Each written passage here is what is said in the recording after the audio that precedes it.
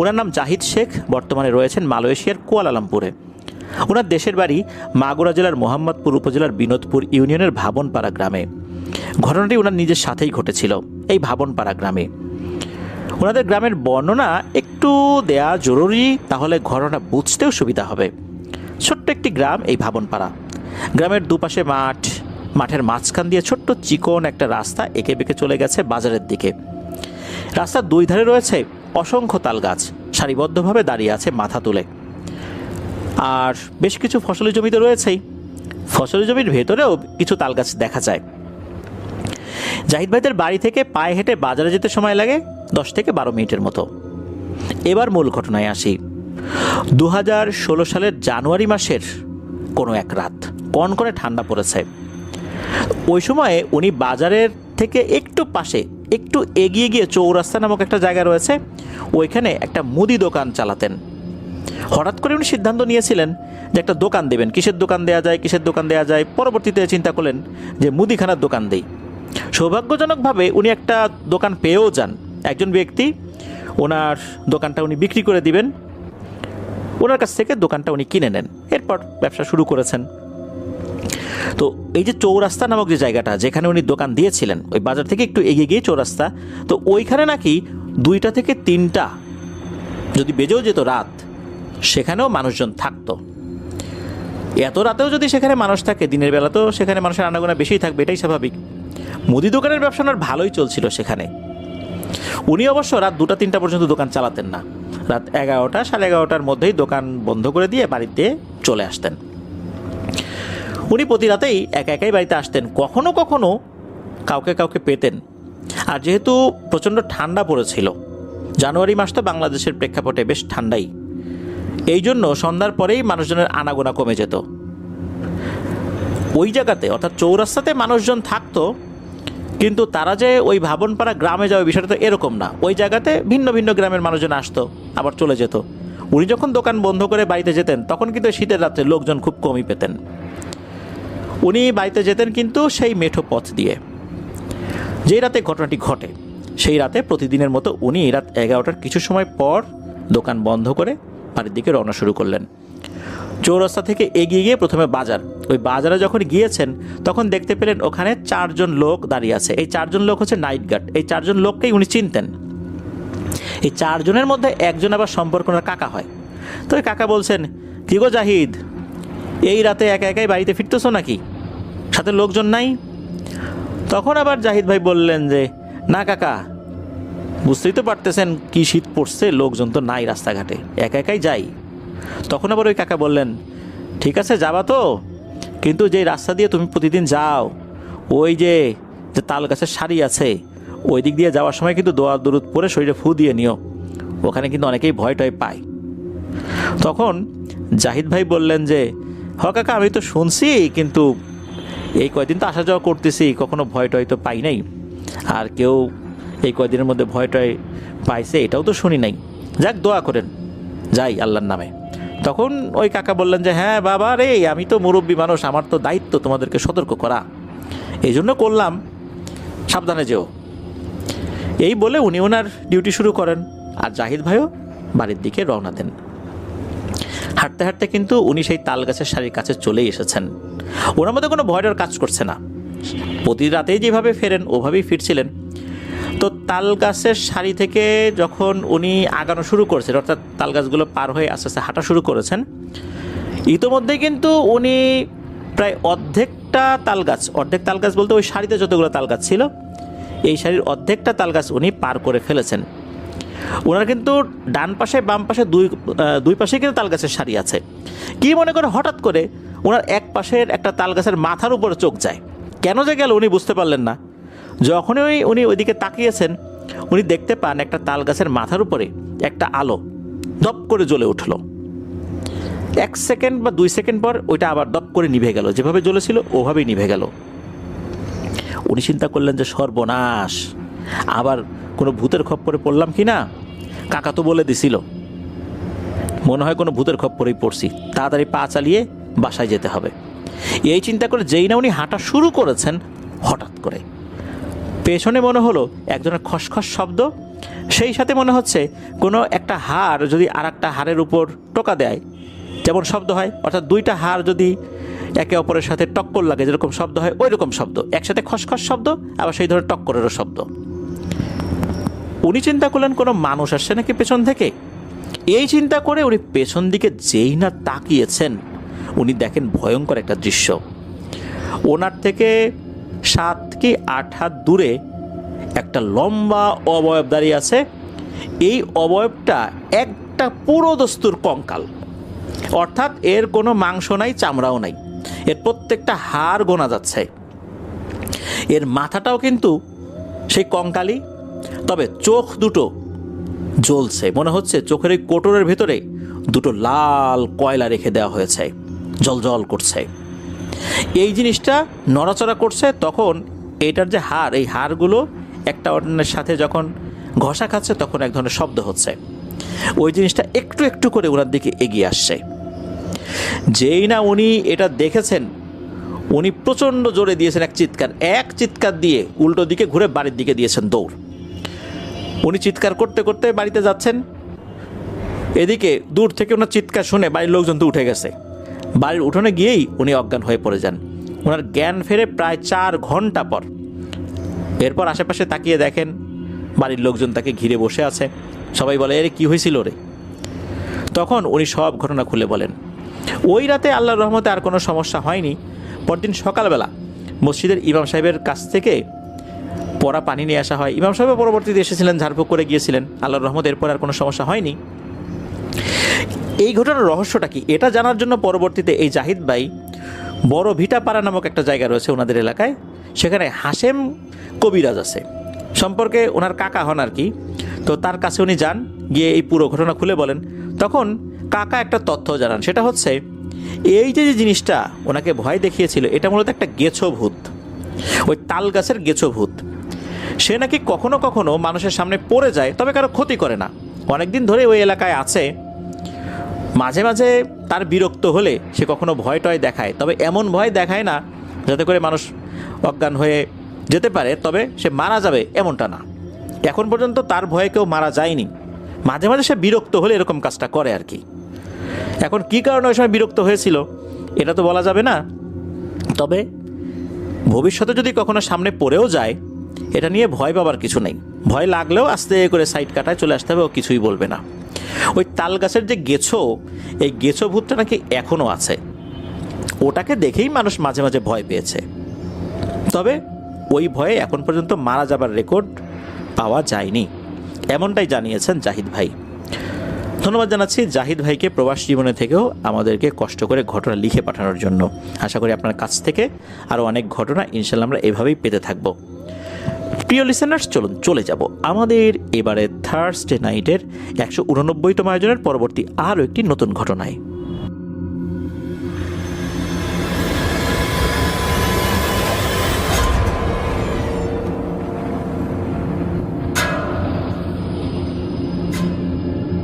প্রিয় লিসেনার্স, আবারও স্বাগতম জানাচ্ছি আমাদের এবারে থার্সডে নাইটের 189তম আয়োজনের দ্বিতীয় ঘটনায়। এখন যে ঘটনাটি আপনাদের সাথে শেয়ার করব, ঘটনাটি বেশ হৃদয় বিদারক আর রহস্যময়ও বটে। এই ঘটনাটি আমাদেরকে যিনি পাঠিয়েছেন, ওনার নাম মোহাম্মদ খালিদ হাসান। ওনার বাড়ি সাতক্ষীরা জেলার শ্যামনগর উপজেলার মুন্সীগঞ্জ ইউনিয়নের শান্তিপাড়া গ্রামে। উনি যে ঘটনাটি পাঠিয়েছেন, এই ঘটনাটা মাদ্রাসা কেন্দ্রিক। এই খালিদ ভাই উনি একজন কোরআনে হাফেজ, তাই পড়াশোনার সুবাদে ছোটোবেলা থেকেই উনি বাইরে থাকেন। আর ওনার জীবনের প্রথম যে মাদ্রাসা, এই মাদ্রাসার যেই স্থানটা, এইটা কিন্তু ওনাদের বাড়ি থেকে খুব যে বেশি দূরে, বিষয়টা এরকম না, কাছাকাছি। সঙ্গত কারণে মাদ্রাসার নামটা আমরা বলছি না। যাই হোক, এখন মূল ঘটনায় আসি। সময়টা 2018। উনি সবেমাত্র 9 নম্বর পারা শেষ করে 10 নম্বর পারা উনি হেফজ করছেন। তো কোরআন শরীফে তো 30 পারা থাকে, প্রত্যেকটা পাড়ায় কিন্তু 20 পৃষ্ঠা করে হিসাব করা হয়। বিশেষ করে যারা হাফেজি পড়েন তারা ওভাবেই হিসাব করে এক এক পারা করে মুখস্থ করেন। তো ওভাবেই উনি 9 পারা শেষ করেছেন। 10 নম্বর পারা তখন ওনার পড়া হচ্ছিল, তো 10 নম্বর পারার 9 পৃষ্ঠাও ওনার মুখস্থ হয়ে গেছে। 10 নম্বর পৃষ্ঠা উনি তখন মুখস্থ শুরু করেছেন আর কি। তো ওনার এক সহপাঠী ছিল, তার আবার এক পারা আগানো ছিল। এই যে খালিদ ভাই, ওনার তো 9 পারা মুখস্থ হয়েছে, তার 10 পারা মুখস্থ হয়ে গিয়েছিল। এই ছেলেটার নাম ছিল মোহাম্মদ ওসামা। ঘটনাটা মূলত এই ওসামাকে নিয়েই। ওসামার বাড়ি ছিল ফরিদপুর জেলার কোন একটা গ্রামে, ঠিক কোন গ্রামে এটা অবশ্য খালিদ ভাই বলতে পারেন নাই। মাদ্রাসাগুলো, বিশেষ করে যে কওমি মাদ্রাসাগুলো, এগুলো কিন্তু আরবি মাস অনুযায়ী পরিচালনা করা হয়, তাই সাধারণত রমজান মাসে ছুটি হয়ে যায়। সবাইকে রমজান মাসে ছুটি দিয়েও দেওয়া হয়। ছুটি শেষ হওয়ার সাথে সাথেই ওনারা সবাই আবার মাদ্রাসায় চলেও আসেন, সবাই আসেন। ওসামা এই ছেলেটা আসে নাই। এদিকে ওসামাকে, ওসামার যিনি ওস্তাদ, সে খুবই স্নেহ করতেন, ভালোবাসতেন এই ছেলেটাকে। ছেলেটার মা ছিল না, মা মারা গিয়েছিল, যার কারণে এই ছেলেটার প্রতি ওনার একটা আলাদা দরদ ছিল। সেটাকে ভালো একজন হাফেজ বানাবেন, এটা কিন্তু ওনার ওস্তাদের একটা ইচ্ছা ছিল। তাই অন্য সব ছাত্রের উপর ওনার যেই দরদটা ছিল, তার থেকে ওসামার প্রতি এই এতিম বাচ্চাটার উপর ওনার দরদটা অনেকটা বেশিই ছিল। শাসনটাও বেশি ছিল, দরদও বেশি ছিল। নিজের ছেলের মতো করেই উনি ওই ওসামাকে দেখতেন। ছেলেটা আসছে না, হুজুর অনেকবার যোগাযোগের চেষ্টা করেন, আসবে না আসবে না, বলে যে আমি মাদ্রাসায় পড়বো না, কিছুতেই সে মাদ্রাসায় আসবে না। কি আর করা, হুজুর নিজেই চলে গেলেন। তখন ছেলেটাকে অনেক বুঝিয়ে শুনিয়ে অনুরোধ করে মাদ্রাসায় নিয়ে আসেন। মাদ্রাসায় আসার পরেও সে মোটেও পড়ায় মনোযোগ বসাতে পারছিল না। সে পড়ে কোনো কিছুই মুখস্থ রাখতে পারে না, কিচ্ছু মুখস্থ করতে পারে না। সারাদিন তাকে যদি জোর করে বসিয়েও রাখা হয়, তারপরও সে কোনো কিছুই সেভাবে মনে রাখতে পারছে না। এমনকি সে যে 10 পারা তেলাওয়াত করেছে, অর্থাৎ সে যে মুখস্থ করেছে, এই 10 পারা সে কোনোভাবেই আর বলতে পারে না। এটা একটা বড় সমস্যা হয়ে দেখা দিল। মাত্র 1 মাসে, এই রমজান মাসে, সে সব ভুলে গেছে। হুজুর চিন্তা করলেন যে এমন তো হওয়ার কথা না, অনেক ছোট ছোট সূরাও সে বলতে পারছে না, এটা কেমন কথা। হুজুর বেশ চিন্তিত হয়ে পড়লেন। উনি চিন্তা করলেন যে ওসামার যেহেতু মা জীবিত নেই, ও মানসিকভাবে হয়তোবা বেশ পেরেশানিতে আছে।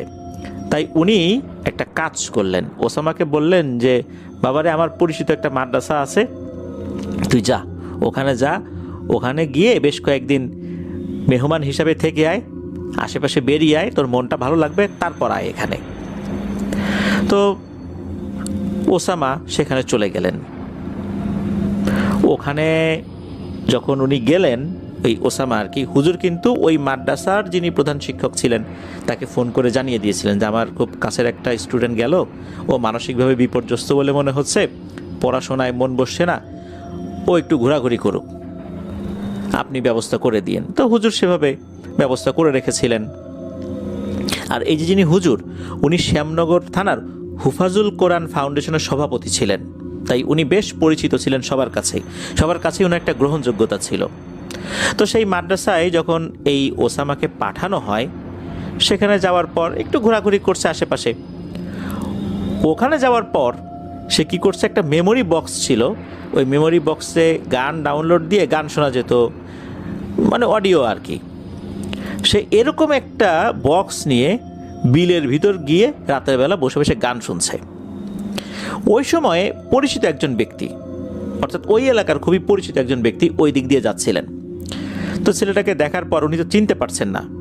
ওই মাদ্রাসায় যে স্টুডেন্টরা লেখাপড়া করে এর অধিকাংশকেই উনি চেনেন, আর যাদেরকে চেনেন না তাদেরকে জিজ্ঞেস করেন, তোমার নাম কি বাবা, কোথা থেকে আসছো, বাবা কি করে, বাড়ি কোথায়, মানে অনেক কথা জিজ্ঞেস করেন আর কি, সবাইকে চেনার চেষ্টা করেন।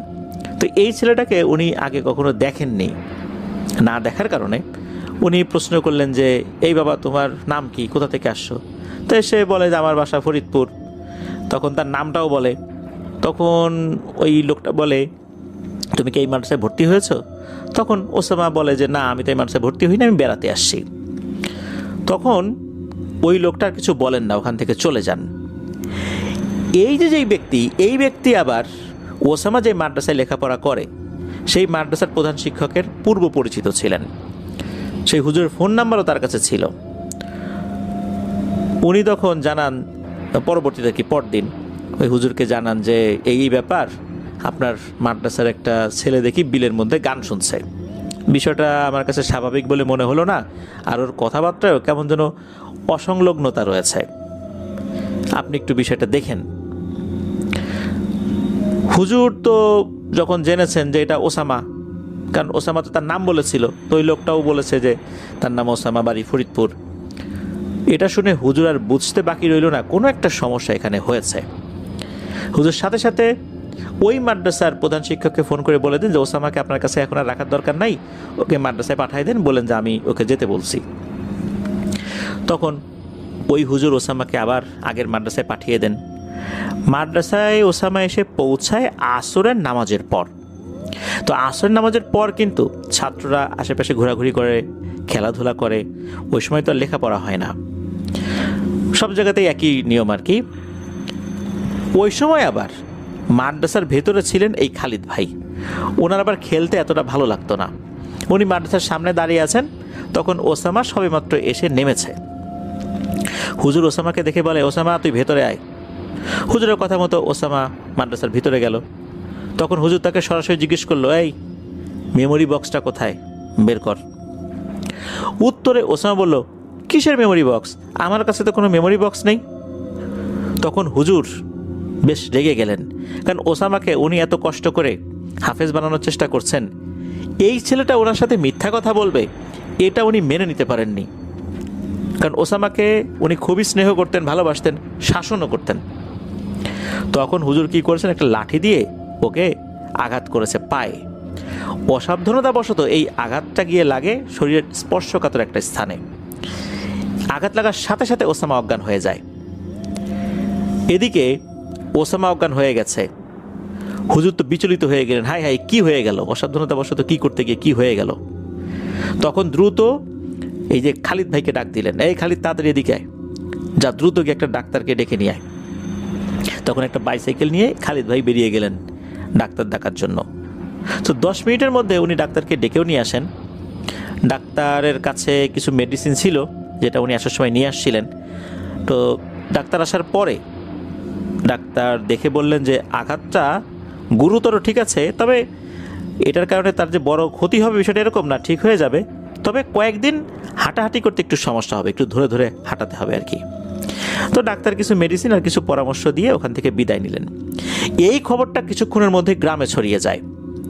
ওনারা যখন মাগরিবের নামাজ পড়ে বের হচ্ছেন, তখন কিছু গ্রামবাসী এসে হুজুরকে আচ্ছা মতো গালিগালাজ করতে থাকে। তখন হুজুর বলেন, দেখেন এই ছেলেকে আমি নিজের ছেলের মতো করে বড় করতেছি, ওর মা নাই, এতিম, ওকে আমি খুবই ভালোবাসি, স্নেহ করি, শাসনও করি। ওকে কিভাবে শাসন করতে হবে সেটা আপনাদের কাছ থেকে আমার শিখতে হবে না। তবে হ্যাঁ, যেটা হয়েছে এটা অসাবধানতাবশত হয়েছে, এর জন্য আমি লজ্জিত। এইভাবেই উনি অনেক কিছু বুঝিয়ে ওই লোকদেরকে বিদায় করেন। অন্যান্য দিনের মতো মাগরিবের নামাজের পর লেখাপড়া করে আবার এশার নামাজ পড়ে আরও কিছুক্ষণ ওনারা লেখাপড়া করেছেন। এরপর খাওয়া দাওয়া করে সবাই ঘুমানোর প্রস্তুতি নিয়েছেন। এখানে বলে রাখা ভালো, প্রতিটা মাদ্রাসায় স্টুডেন্টদের ভেতর থেকে আমির সাহেব নির্ধারণ করা হয়। আমরা যেরকম ক্লাস ক্যাপ্টেন নির্ধারণ করি এরকম আর কি। হুজুর তো আসলে সবাইকে দেখাশোনা করতে গেলে বেশ একটা ঝামেলায় পোহাতে হবে, তাই ছাত্রদের ভেতর থেকেই এমন কয়েকজনকে বাছাই করা হয় যারা সেই ক্যাপ্টেনের দায়িত্ব পালন করবেন। মাদ্রাসায় তাদেরকে আমির বলা হয় আর কি। তো ওইখানে 2 জন আমির নির্ধারিত ছিল, একজন হচ্ছে খালিদ ভাই আর আরেকজন হচ্ছে খালিদ ভাইরই আর এক ছাত্র ভাই, তার নাম হচ্ছে নাজমুল। ওনারা দেখাশোনা করেন যে ঠিক মতো সবাই ঘুমিয়েছে কিনা, ঘুমানোর পর দরজা ঠিকঠাক মতো লাগানো হয়েছে কিনা, অপ্রয়োজনে কোথাও ফ্যান বা কোনো ইলেকট্রিক বাতি জ্বালানো আছে কিনা, কোনো ছাত্র ভাই বাইরে আছে কিনা, সবাই ঠিকঠাক মতো ভেতরে এসেছে কিনা, মানে যাবতীয় যে দায়িত্ব যেটা বলতে বোঝায় আর কি। তো এটা হওয়ার পর আবার হুজুরকে রিপোর্ট করতে হয় যে হ্যাঁ হুজুর সব কিছু ঠিকঠাক আছে।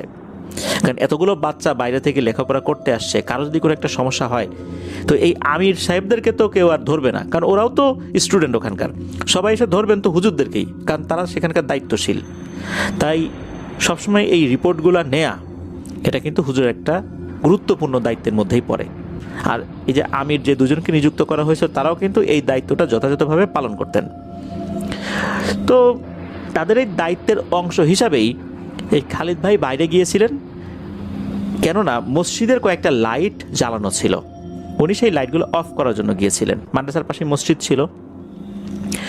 আর হুজুর এই যে নাজমুল, যিনি আরেকজন আমির, তাকে দায়িত্ব দিয়েছিলেন যে এই নাজমুল, তুই কিন্তু ওসামাকে খেয়াল রাখিস, ও বাইরে গেলে ওকে ধরে ধরে নিয়ে যাস, যেহেতু ও একটু অসুস্থ হয়ে পড়ছে। নাজমুল এই দায়িত্ব পালনের জন্য সদা সর্বদা নিয়োজিত ছিল।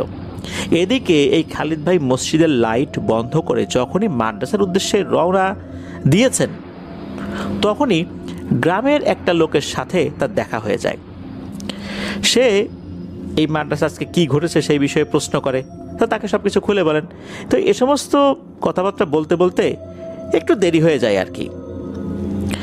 উনি যখন মাদ্রাসার ভেতরে আসেন, তখন দেখা যায় যে সবাই লাইট বন্ধ করে ঘুমিয়ে পড়েছে। উনিও বিলম্ব না করে নিজের বিছানা গুছিয়ে শুয়ে পড়লেন। কতক্ষণ ঘুমিয়েছেন বলতে পারেন না। ওনার ঘুম ভাঙে বিছানার উপর লাঠির আঘাতের শব্দে। উনি মশারির ভেতর থেকে মুখ বের করে দেখেন কিছু ছাত্ররা গোল হয়ে বসে আছে আর মাঝখানে হুজুর। তখন খালিদ ভাই চিন্তা করলেন ওরা হয়তোবা শুয়ে শুয়ে কথা বলছিল, তাই হুজুর শুনে ফেলেছে, এই জন্য ওদেরকে ডেকে বিচার করছে। আর একবার চিন্তা করলেন যে এত রাতে তো হুজুর বিচার করেন না, ওই সময় ধমক টমক দিয়ে চুপ করিয়ে দেন, পরে হয়তোবা বিচার করেন। কিন্তু এত রাত্রে অন্যদের ঘুম নষ্ট করে তো হুজুর বিচার করবেন এমনটা নর্মালি হয় না, বা হুজুর এটা করেনও না। কিন্তু ঘটনাটা কি? উনি চিন্তা করলেন যে থাক, এখন আর না উঠি, আমি ঘুমানোর চেষ্টা করি। এদিকে ওনার ঘুম কিন্তু আসছে না। একটা পর্যায়ে কি আর করা, মশারি থেকে বের হয়ে আস্তে আস্তে হুজুরের সামনে গিয়ে দাঁড়ালেন। গিয়ে যেটা দেখতে পেলেন সেটা তো নিজের চোখকেও বিশ্বাস করতে পারছিলেন না। গিয়ে দেখেন যে ওসামা দাঁড়িয়ে আছে। ওসামাকে দাঁড়িয়ে থাকতে দেখে উনি বেশ অবাক হয়েছেন, কারণ যে ছেলেটা বিকেল থেকে পাই নাড়াতে পারছিল না, সে কিভাবে দাঁড়িয়ে থাকতে পারে। এই জন্য একটু কৌতূহলী হয়ে নাজমুলকে একটু সাইডে ডেকে নিয়ে জিজ্ঞেস করলেন, হ্যাঁ রে নাজমুল, কি হয়েছে রে? তখন নাজমুল বলল, কিছুক্ষণ আগে ওসামা আমাকে ডেকে বলেছে, নাজমুল ভাই একটু ওঠো, আমি ওয়াশরুমে যাব। তখন আমি এবং তাজমিম নামে আর একটা ছেলে, এই দুইজন ওসামার হাত ধরে ওয়াশরুমের দিকে নিয়ে যাচ্ছি।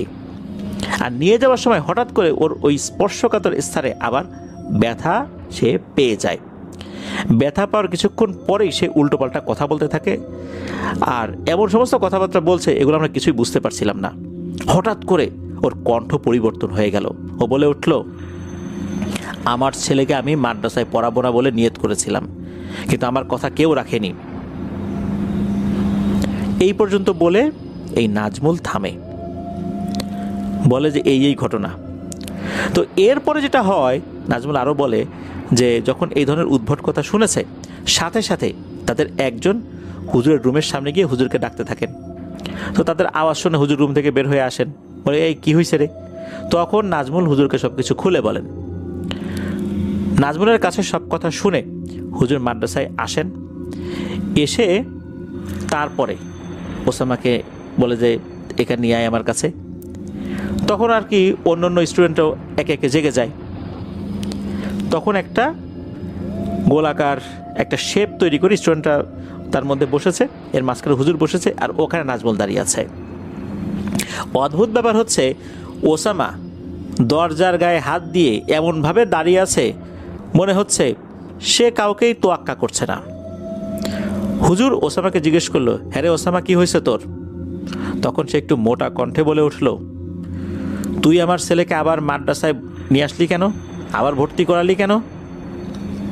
এই কথা শুনে হুজুর আর বুঝতে বাকি রইল না, কারণ এই ধরনের ব্যবহারের সাথে হুজুর খুবই পরিচিত, কেননা উনি বিভিন্ন সময় এই জিন ভূতের রুকিয়া করেছেন। হুজুর সাথে সাথে একটা কাজ করেন, সেটা হচ্ছে ডান হাতে একটা সুতা বেঁধে দেন। এই সুতাতে 31টা গিট দেয়া ছিল। কোরআনের সূরা আর রহমানের একটা নির্দিষ্ট আয়াত 31 বার পড়েছেন, প্রত্যেকবার সেটাতে গিট দিয়েছেন। এই জিনিসটা তার হাতে যখনই বেঁধে দিয়েছেন, সে তো হাতে বাঁধবে না, জোর করে বেঁধে দেওয়া হয়। এরপর যেটা হয় সেটা হচ্ছে এই ওসামা খুব রাগান্বিত হয়ে যায়। যে সুতাটা বেঁধে দিয়েছিলেন 31টা গিট দিয়ে, এটার একটা বিশেষত্ব ছিল, এটা বেঁধে দেওয়ার সাথে সাথে যত শক্তিশালী জিনই হোক না কেন ওই শরীর থেকে নাকি বের হতে পারবে না, যতক্ষণ না পর্যন্ত ওই সুতাটা না খোলা হয়। যখনই ওটা বেঁধে দেওয়া হয়েছে, ওসামা ছটফট করতে থাকে আর হুজুরের সাথে মারাত্মক বেয়াদবিমূলক আচরণ করতে থাকে। হুজুর বিশেষ একটা রুকিয়া শুরু করেন। তখন হাতে থাকা লাঠি দিয়ে উনি বিছানার উপর বারবার আঘাত করতে থাকেন আর দোয়া পড়তে থাকেন। এতে করে দেখা যায় যে ওসামা আরও বেশি রাগান্বিত হচ্ছে, ছটফট করছে। তার মানে হচ্ছে ওর শরীরের ভিতরে থাকা ওই জিনটা কষ্ট পাচ্ছে। তো এরকম তো হচ্ছে। একটা পর্যায়ে খুবই ভয়ঙ্কর কণ্ঠে ওসামা বলে ওঠে, এই হুজুর, তুই আমার ছেলেকে মাদ্রাসায় ভর্তি করিয়েছিলি। তুই জানতি আমার ছেলেকে আমি ডাক্তার বানাতে চেয়েছিলাম। তখন হুজুর বলে, তোর সাথে আমি কথা বলবো, আগে তুই আমার সাথে তুই তুকারি করে কথা বলা বন্ধ কর। তোর ছেলে মানে তুই আসলে কে? তখন ওর ভিতরে থাকা জিনের কথা শুনে উপস্থিত সবাই তো রীতিমতো হতবাক হয়ে যায়। হুজুরও হতবাক হয়ে যান। সে বলে ওঠে, আমি ওর জন্মদাতা মা। এই কথা শুনে হুজুর তো চমকে ওঠেন যে মা মানে? ওর মা তো মারা গেছে। মৃত মানুষ কিভাবে মানুষের শরীরের উপর আসর করবে? হুজুর বুঝতে পারে নিশ্চয়ই ওর মায়ের সাথে এমন কোন একটা জিন ছিল, ওর মায়ের মৃত্যুর পর ওই জিনটা ওসামার উপর নজর রেখেছিল। আসলে ওসামার মায়ের কি হয়েছিল সেটা একটু জানা দরকার। শোনা যায় 2007 সালে ওসামার মা উনি খুবই মনোকষ্টে আত্মহত্যা করেছিলেন। কেননা ওসামার বড় ভাইয়ের বিয়ে হবার পর পারিবারিকভাবে বেশ কিছু সমস্যা দেখা দেয়। ওসামার ভাবি ছিল প্রচণ্ড রাগী এবং হিংসুটে মহিলা। ওসামার মায়ের সাথে খুবই খারাপ আচরণ করত, এমন বাজে আচরণ করত যে ওসামার মা কয়েকবার আত্মহত্যা করার চেষ্টা করেও এই ওসামার কথা চিন্তা করে আর আত্মহত্যা করেননি। তবে বারবার এত অপমান অপদস্থ হতে হতে ওনার মনটা একদম বিষিয়ে যায়। যেদিন ওর আম্মু সুইসাইড করে সেদিন নাকি সকালবেলা নিজের হাতে ওসামাকে গোসল করিয়ে দিয়েছিল, ভাতও খাইয়ে দিয়েছিল, তারপর স্কুলে পাঠিয়ে দেয়। এরপর কান্না করতে থাকে। এরপর বাড়িতে থাকা বিষ খেয়ে, যেই বিষগুলো কৃষি জমিতে ছিটানো হতো, এরকম বিষ খেয়ে উনি আত্মহত্যা করেন। তো উনি তো মারা গিয়েছেন। এখন ওসামার শরীরে কে? হুজুর বুঝে ফেলেছেন যে ঘটনাটা আসলে কি। তখন হুজুর বলেন যে দেখ, আমি কিন্তু বুঝতে পারছি তুই আসলে কি। আমাকে ওসামার মা বলে ধোকা দেবার চেষ্টা করিস না। এখন তুই কি চাস সেটা বল। তখন ওই জিনটা বলে ওঠে, আমি চাই ও মাদ্রাসায় না পড়ুক, এটাই আমার চাওয়া। তখন হুজুর বলে, তোর এই চাওয়া পূর্ণ হবে না। তখন নাকি ওসামার ভিতর থেকে ওই জিনটা বলে ওঠে, তোর চাওয়াও পূর্ণ হবে না, কেননা আমার যা করার দরকার আমি করে দিছি। ও যে 10 পারা মুখস্থ করছে, ও কিচ্ছু বলতে পারবে না। আমি ওর ব্রেইন ড্যামেজ করে দিয়েছি। তবে হ্যাঁ, ও শুধু সূরা ইয়াসিন বলতে পারবে, এছাড়া ও আর কোনো সূরা বলতে পারবে না। আমি চলে যাবার পর তুই ওকে জিজ্ঞেস করিস তো, দেখিস তো ও সূরা ইয়াসিন ছাড়া আর কিছু বলতে পারে কিনা। তখন হুজুর বলে যে আর কি বল, তুই আর কি চাস? তখন বলে যে চাওয়া তো একটাই, ও মাদ্রাসায় পড়তে পারবে না। তখন হুজুর বলেন যে তোর চাওয়া পূর্ণ হবে না, কেননা আমি আমার সর্বোচ্চ চেষ্টা করব ও যেন ভালো একজন হাফেজ হইতে পারে। তখন ওই জিনটা বলে, তোর চেষ্টার কাজ আমি সেরে দিয়েছি, ওসব চিন্তা ভাবনা করে লাভ নাই, তুই তোর চেষ্টা করতে থাক, দেখবি তুই ব্যর্থ হয়েছিস। এখন আমাকে ছাড়, আমি চলে যাব। তখন হুজুর বলেন, তো কথা দে তুই ওর কাছে আর আসবি না। তুই যেহেতু ওর ক্ষতি করেইছিস, তুই নতুন করে আর ওর কোনো ক্ষতি করিস না। তখন হুজুর তার মতো করে রুকিয়া করেন। একটা পর্যায়ে ওই জিনটা বাধ্য হয় প্রতিশ্রুতি দিতে ও নতুন করে ওর আর কোনো ক্ষতি করবে না। এরপর হুজুর উনি যে সুতাটা বেঁধে দিয়েছিলেন ওসামার হাতে, সেটা খুলে ফেলেন। তবে যাবার আগে ওই জিনটা বলে যায় যে আমি যে চলে যাচ্ছি, আমি একটা প্রমাণ কিন্তু রেখে দিয়ে যাবো রে। আর আমি চলে যাওয়ার পর 1 মিনিট ও অজ্ঞান থাকবে, 1 মিনিট পর ওর জ্ঞান ফিরবে। আমি এদিক দিয়ে যাচ্ছি, এই পথে একটা বেল গাছ পড়ে, তুই কালকে থেকেই দেখবি এই বেল গাছটা শুকিয়ে যাচ্ছে, আস্তে আস্তে বেল গাছটা মারা যাবে। এই বেল গাছটাকে আমি মেরে ফেলবো, তাহলেই বুঝতে পারবি আমি কিভাবে ওসামার ব্রেইনটাকে ড্যামেজ করে দিছি। এরপরেই নাকি ওসামা ধপাস করে মাটিতে পড়ে যায়। পাশে থাকা ছাত্র ভাইরাও অবশ্য তাকে ধরে ফেলেছিল। তো পড়ে যাওয়ার পরে তো খুব বেশি ক্ষতি হয়নি আল্লাহর রহমতে। এর 1 মিনিট পর, গুনে গুনে 1 মিনিট পর, হুজুর ঘড়ি ধরেছিলেন, 1 মিনিট পর ওসামার জ্ঞান ফেরে। জ্ঞান ফেরার পর ওই সময়ে সবাই একটা পরীক্ষা করেন। ওসামা স্বাভাবিক হয়ে যায়, ওসামা বলতেই পারে না তখন কি হয়েছে। এরপর এই যে নাজমুল যিনি ছিলেন, তারপরে এই যে খালিদ ভাই ছিলেন, হুজুর ছিলেন, আরও কয়েকজন ছিলেন, সবাই তাকে বলে যে এই তুই এই জায়গা থেকে পড়তো। মানে ওসামার যতটুকু মুখস্থ ছিল এই মুখস্থের ভিতর থেকে তাকে পড়তে বলা হয়। অদ্ভুত ব্যাপার হচ্ছে সে কিছুই পড়তে পারছিল না। ওসামা কিন্তু 30 নম্বর পারা, 29 নম্বর পারা, 28 নম্বর পারা এই শেষ দিক থেকে শুরু করেছিল। তাকে 21 নম্বর পারা থেকে জিজ্ঞেস করা হয় আর কি। সে কিছুই বলতে পারে না, সে কোরআন শরীফ খুলে 21 নম্বর পারা বেরই করতে পারতেছে না। আজব ব্যাপার, সে কিছুই বলতে পারতেছে না, কোরআন শরীফের একটা শব্দও সে বলতে পারছে না। এরপর তাকে বলা হয়, আচ্ছা তুই সূরা ইয়াসিন পাঠ করতো। সবাইকে অবাক করে দিয়ে সে খুবই সুন্দরভাবে সূরা ইয়াসিন পাঠ করতে থাকে, যেভাবে হাফেজেরা তেলাওয়াত করতে থাকে ঠিক সেইভাবে।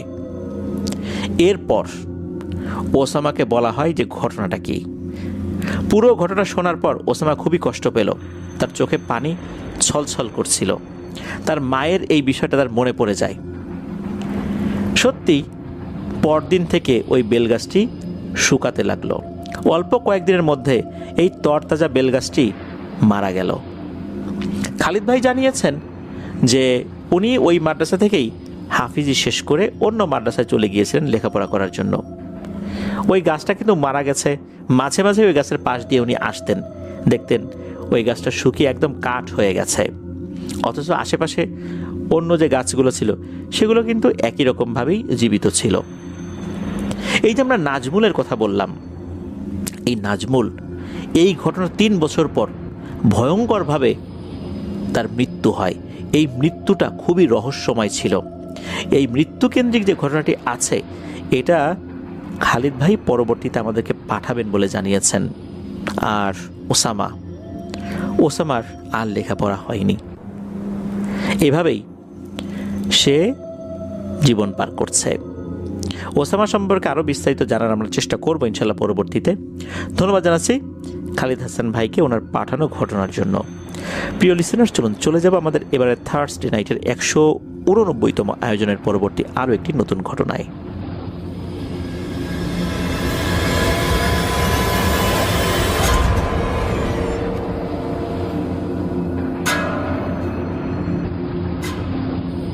আবারও স্বাগতম জানাচ্ছি প্রিয় লিসেনার্স আমাদের এবারে থার্সডে নাইটের 189তম আয়োজনের তৃতীয় ঘটনায়।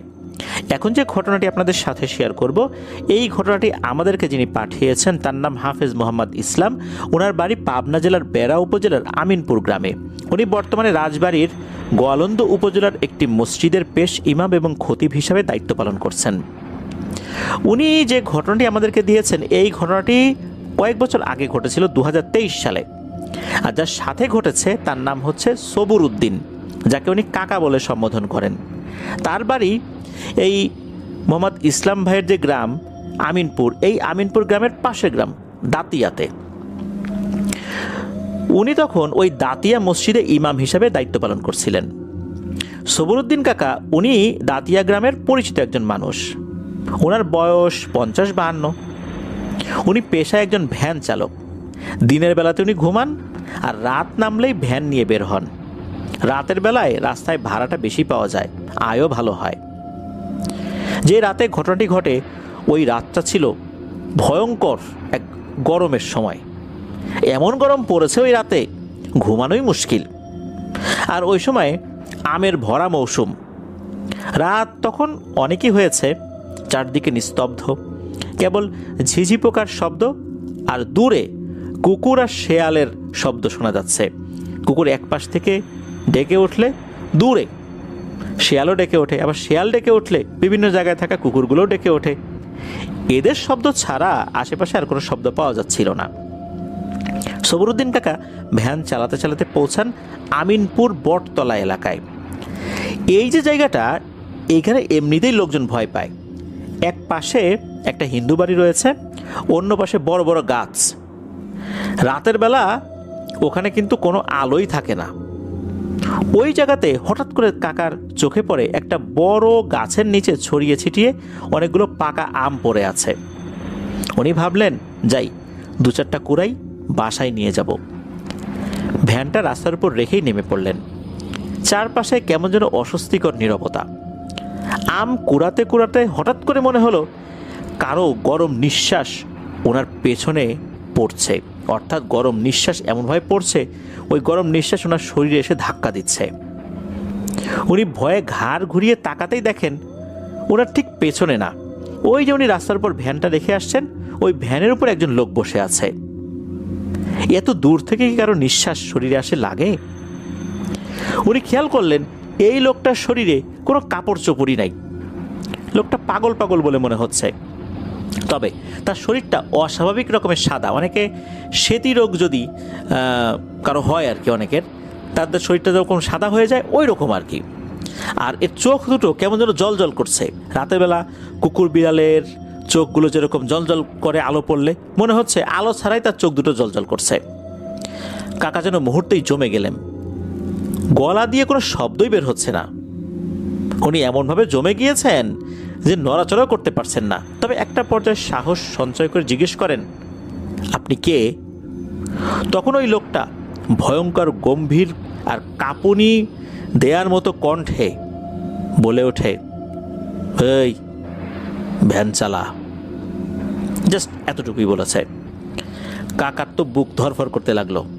কি করবেন না করবেন উনি আর কথা বাড়ালেন না। শরীরে একটু শক্তি ফেরত পেলেন। উনি দ্রুত ভ্যানে উঠলেন আর চালাতে শুরু করলেন। ভ্যান চলতে শুরু করলো। ওই লোকটা কিন্তু নামলো না, চুপচাপ পেছনে বসে আছে। কাকা দাতিয়া গ্রামের দিকে যাচ্ছেন। পাকা রাস্তার উপর দিয়ে রেল লাইনের ব্রিজ আছে। ওই ব্রিজের ওখানে একটা বৃদ্ধা মহিলা নাকি কাটা পড়ে মারা গিয়েছিল। ওখানে অনেকেই ওই লাশটা দেখতে গিয়েছিলেন, তার মধ্যে এই যে মোহাম্মদ ইসলাম ভাইও ছিলেন। খুব বিভৎস অবস্থা ছিল সেই লাশের। ওখান দিয়ে যখন যাচ্ছিলেন তখন কাকা উনি দেখেন ব্রিজের নিচে অনেকগুলো আম পড়ে আছে। ওনার মাথা তো ঠিক কাজ করছে না, এদিকে ভয়ও পাচ্ছেন, পেছনে রহস্যময় একটা অবয়ব বসা, আবার আম পড়ে আছে। এটা লোভ আর ভয় একই সাথে কাজ করছে। উনি চিন্তা করলেন যে নামি না, কটা আম কুড়িয়েই আসি। ওখান থেকে তো আম তুলতে পারলাম না, কোত্থেকে এক উপদ্রব উঠে ভ্যানের উপরে বসছে। এটা কি মানুষ না অন্য কিছু তাও বুঝতে পারতেছি না। উনি ভ্যান থামিয়ে নামবেন কেবল, হঠাৎ করে ওই অবয়বটা কাকার হাত চেপে ধরে। গরমের রাত, কিন্তু এই জিনিসটার হাত ছিল বরফের মতো ঠান্ডা। কাকা ভয়ে চিৎকার করে উঠলেন। তখন ওই লোকটা বলে, এই চুপ, চিৎকার করিস কেন, একদম চুপ, খবরদার ওই আম নিস না, ওই আমে হাত দিবি না কিন্তু, তাহলে কিন্তু তোর সমস্যা হবে, ভ্যান চালা। এভাবে বলেছে। এরপরই কাকা তো ভ্যান চালানো শুরু করেছেন। এদিকে ভয়ে ওনার পা আগাতেই চাচ্ছে না। উনি যে ভ্যানের যে পায়ে প্যাডেল মারবেন, এই প্যাডেল মারতে গিয়ে ওনার পা বারবার স্লিপ করছিল। পেছন থেকে এক ধরনের গোংরানির শব্দও আসছিল। আর এমনভাবে জোরে জোরে নিঃশ্বাস নিচ্ছে, মনে হচ্ছে কোনো ষাঁড় গরু যেভাবে রেগে গেলে নিঃশ্বাস ছাড়ে ওই রকম শব্দ হচ্ছে পেছন থেকে। এবং এই নিঃশ্বাসের ধাক্কা, এই গরম বাতাস তার পিঠে এসে লাগছে। কাকা তো ভ্যান চালাচ্ছেন, শরীর কাঁপছে, হাত পা অবশ হয়ে যাচ্ছে। শেষমেশ অনেক কষ্টে দাতিয়া যে গ্রামটা, এর মোটামুটি কাছাকাছি চলে আসছেন। রাস্তার সাথেই ওনার বাড়ি। নিজের বাড়ির কাছাকাছি এসে কাকা বলেন, আমি আর যাব না, আপনি নামেন। তখন ওই অবয়বটা বলে, আর একটু এগিয়ে দেয় আমাকে, তোর জন্য ভালোই হবে। তখন কাকা কাপা কাপা গলায় বললেন, না আর যাব না, আমার খুব ভয় লাগছে, আমি আর যাব না। তখন দেখা গেল ওই লোকটার চেহারায় একটু নমনীয়তা আসছে। ওই লোকটা গম্ভীর কণ্ঠে বলে উঠল, আর কখনো এত রাত্রে এই সমস্ত জায়গায় একা একা ভ্যান চালাবি না, আর এই আম কাঁঠাল এগুলো দেখে লোভ করিস না। অনেক সময় এগুলো কিন্তু একটা ফাঁদ হয়, তুই কিন্তু ধরতে পারিস নাই। এই কথা বলেই নাকি তার চোখের সামনে নিমেষেই মিলিয়ে গেল ওই অবয়বটা, যেটা কখনো ছিলই না। সবুরউদ্দিন কাকা এমন ভয় পেয়েছেন, দৌড়ে ঘরে ঢুকে পড়েছেন। শরীর দিয়ে দরদর করে ঘাম বেরোচ্ছে, এদিকে তার শরীরে কাঁপুনি দিয়ে জ্বরও উঠেছে, একই সাথে ঘাম আর জ্বর। উনি ওনার স্ত্রীকে ডেকে তুলে সব ঘটনা বললেন। পরদিন সকালবেলা এই সবরুদ্দিন কাকার ছেলে এই মোহাম্মদ ইসলাম ভাইকে খবর দেন। উনি গিয়ে দেখেন যে কাকার গায়ে প্রচণ্ড জ্বর তো এসেছেই, চোখেও ভয়, সব কিছু খুলে বললেন উনি। তো এরপর উনি ঝাড়ফুঁক করে দিলেন, দোয়া পরে ফু দিলেন। কয়েকদিন পর আল্লাহর রহমতে উনি সুস্থ হয়ে উঠেছেন। এখনও উনি এই ভ্যানই চালান। তবে ওই রাত্রে ওই অবয়বটা হঠাৎ করে কোত্থেকে এলো? সে কি আসলে তাকে রক্ষা করার জন্য এসেছিল? ওই যে গাছের নিচে আম পড়েছিল, ওই আম তুললে কি সবরুদ্দিন কাকার বড় ধরনের কোনো ক্ষয়ক্ষতি হতো? এটা কিন্তু সবরুদ্দিন কাকা বুঝতে পারেননি। হয়তোবা ওই অবয়বটা তাকে উপকার করার জন্য এসেছিল। ওই অবয়বটা ভ্যানে ওঠার পর কিন্তু একবারের জন্য বলেননি যে সেই অবয়বটা কোথায় যাবে। সবরুদ্দিন কাকা নিজে থেকেই উনি ওনার গ্রামের দিকে যাত্রা শুরু করেছিলেন। এরপর তো নিমিষেই মিলিয়ে গেল ওই অবয়বটা। আর মাঝখানেও কিন্তু ওই ব্রিজের নিচে আম দেখতে পেয়েছিলেন। আসলে আমটা ফাঁদই ছিল। আল্লাহর রহমতে উনি এই ফাঁদে পড়েননি। হয়তোবা ওই আম কোড়াতে গেলে বা তুলে আনলে বড় ধরনের বিপদের মুখোমুখি উনি হতেন। আল্লাহর অশেষ রহমতে তার একটা সৃষ্টি এসে সবরুদ্দিন কাকাকে রক্ষা করেছিল। এটাই ছিল ঘটনা। ধন্যবাদ জানাচ্ছি মোহাম্মদ ইসলাম ভাইকে ওনার পাঠানো ঘটনার জন্য। প্রিয় লিসেনার, চলুন চলে যাব আমাদের এবারে থার্সডে নাইটের 189তম আয়োজনের পরবর্তী আরও একটি নতুন ঘটনায়।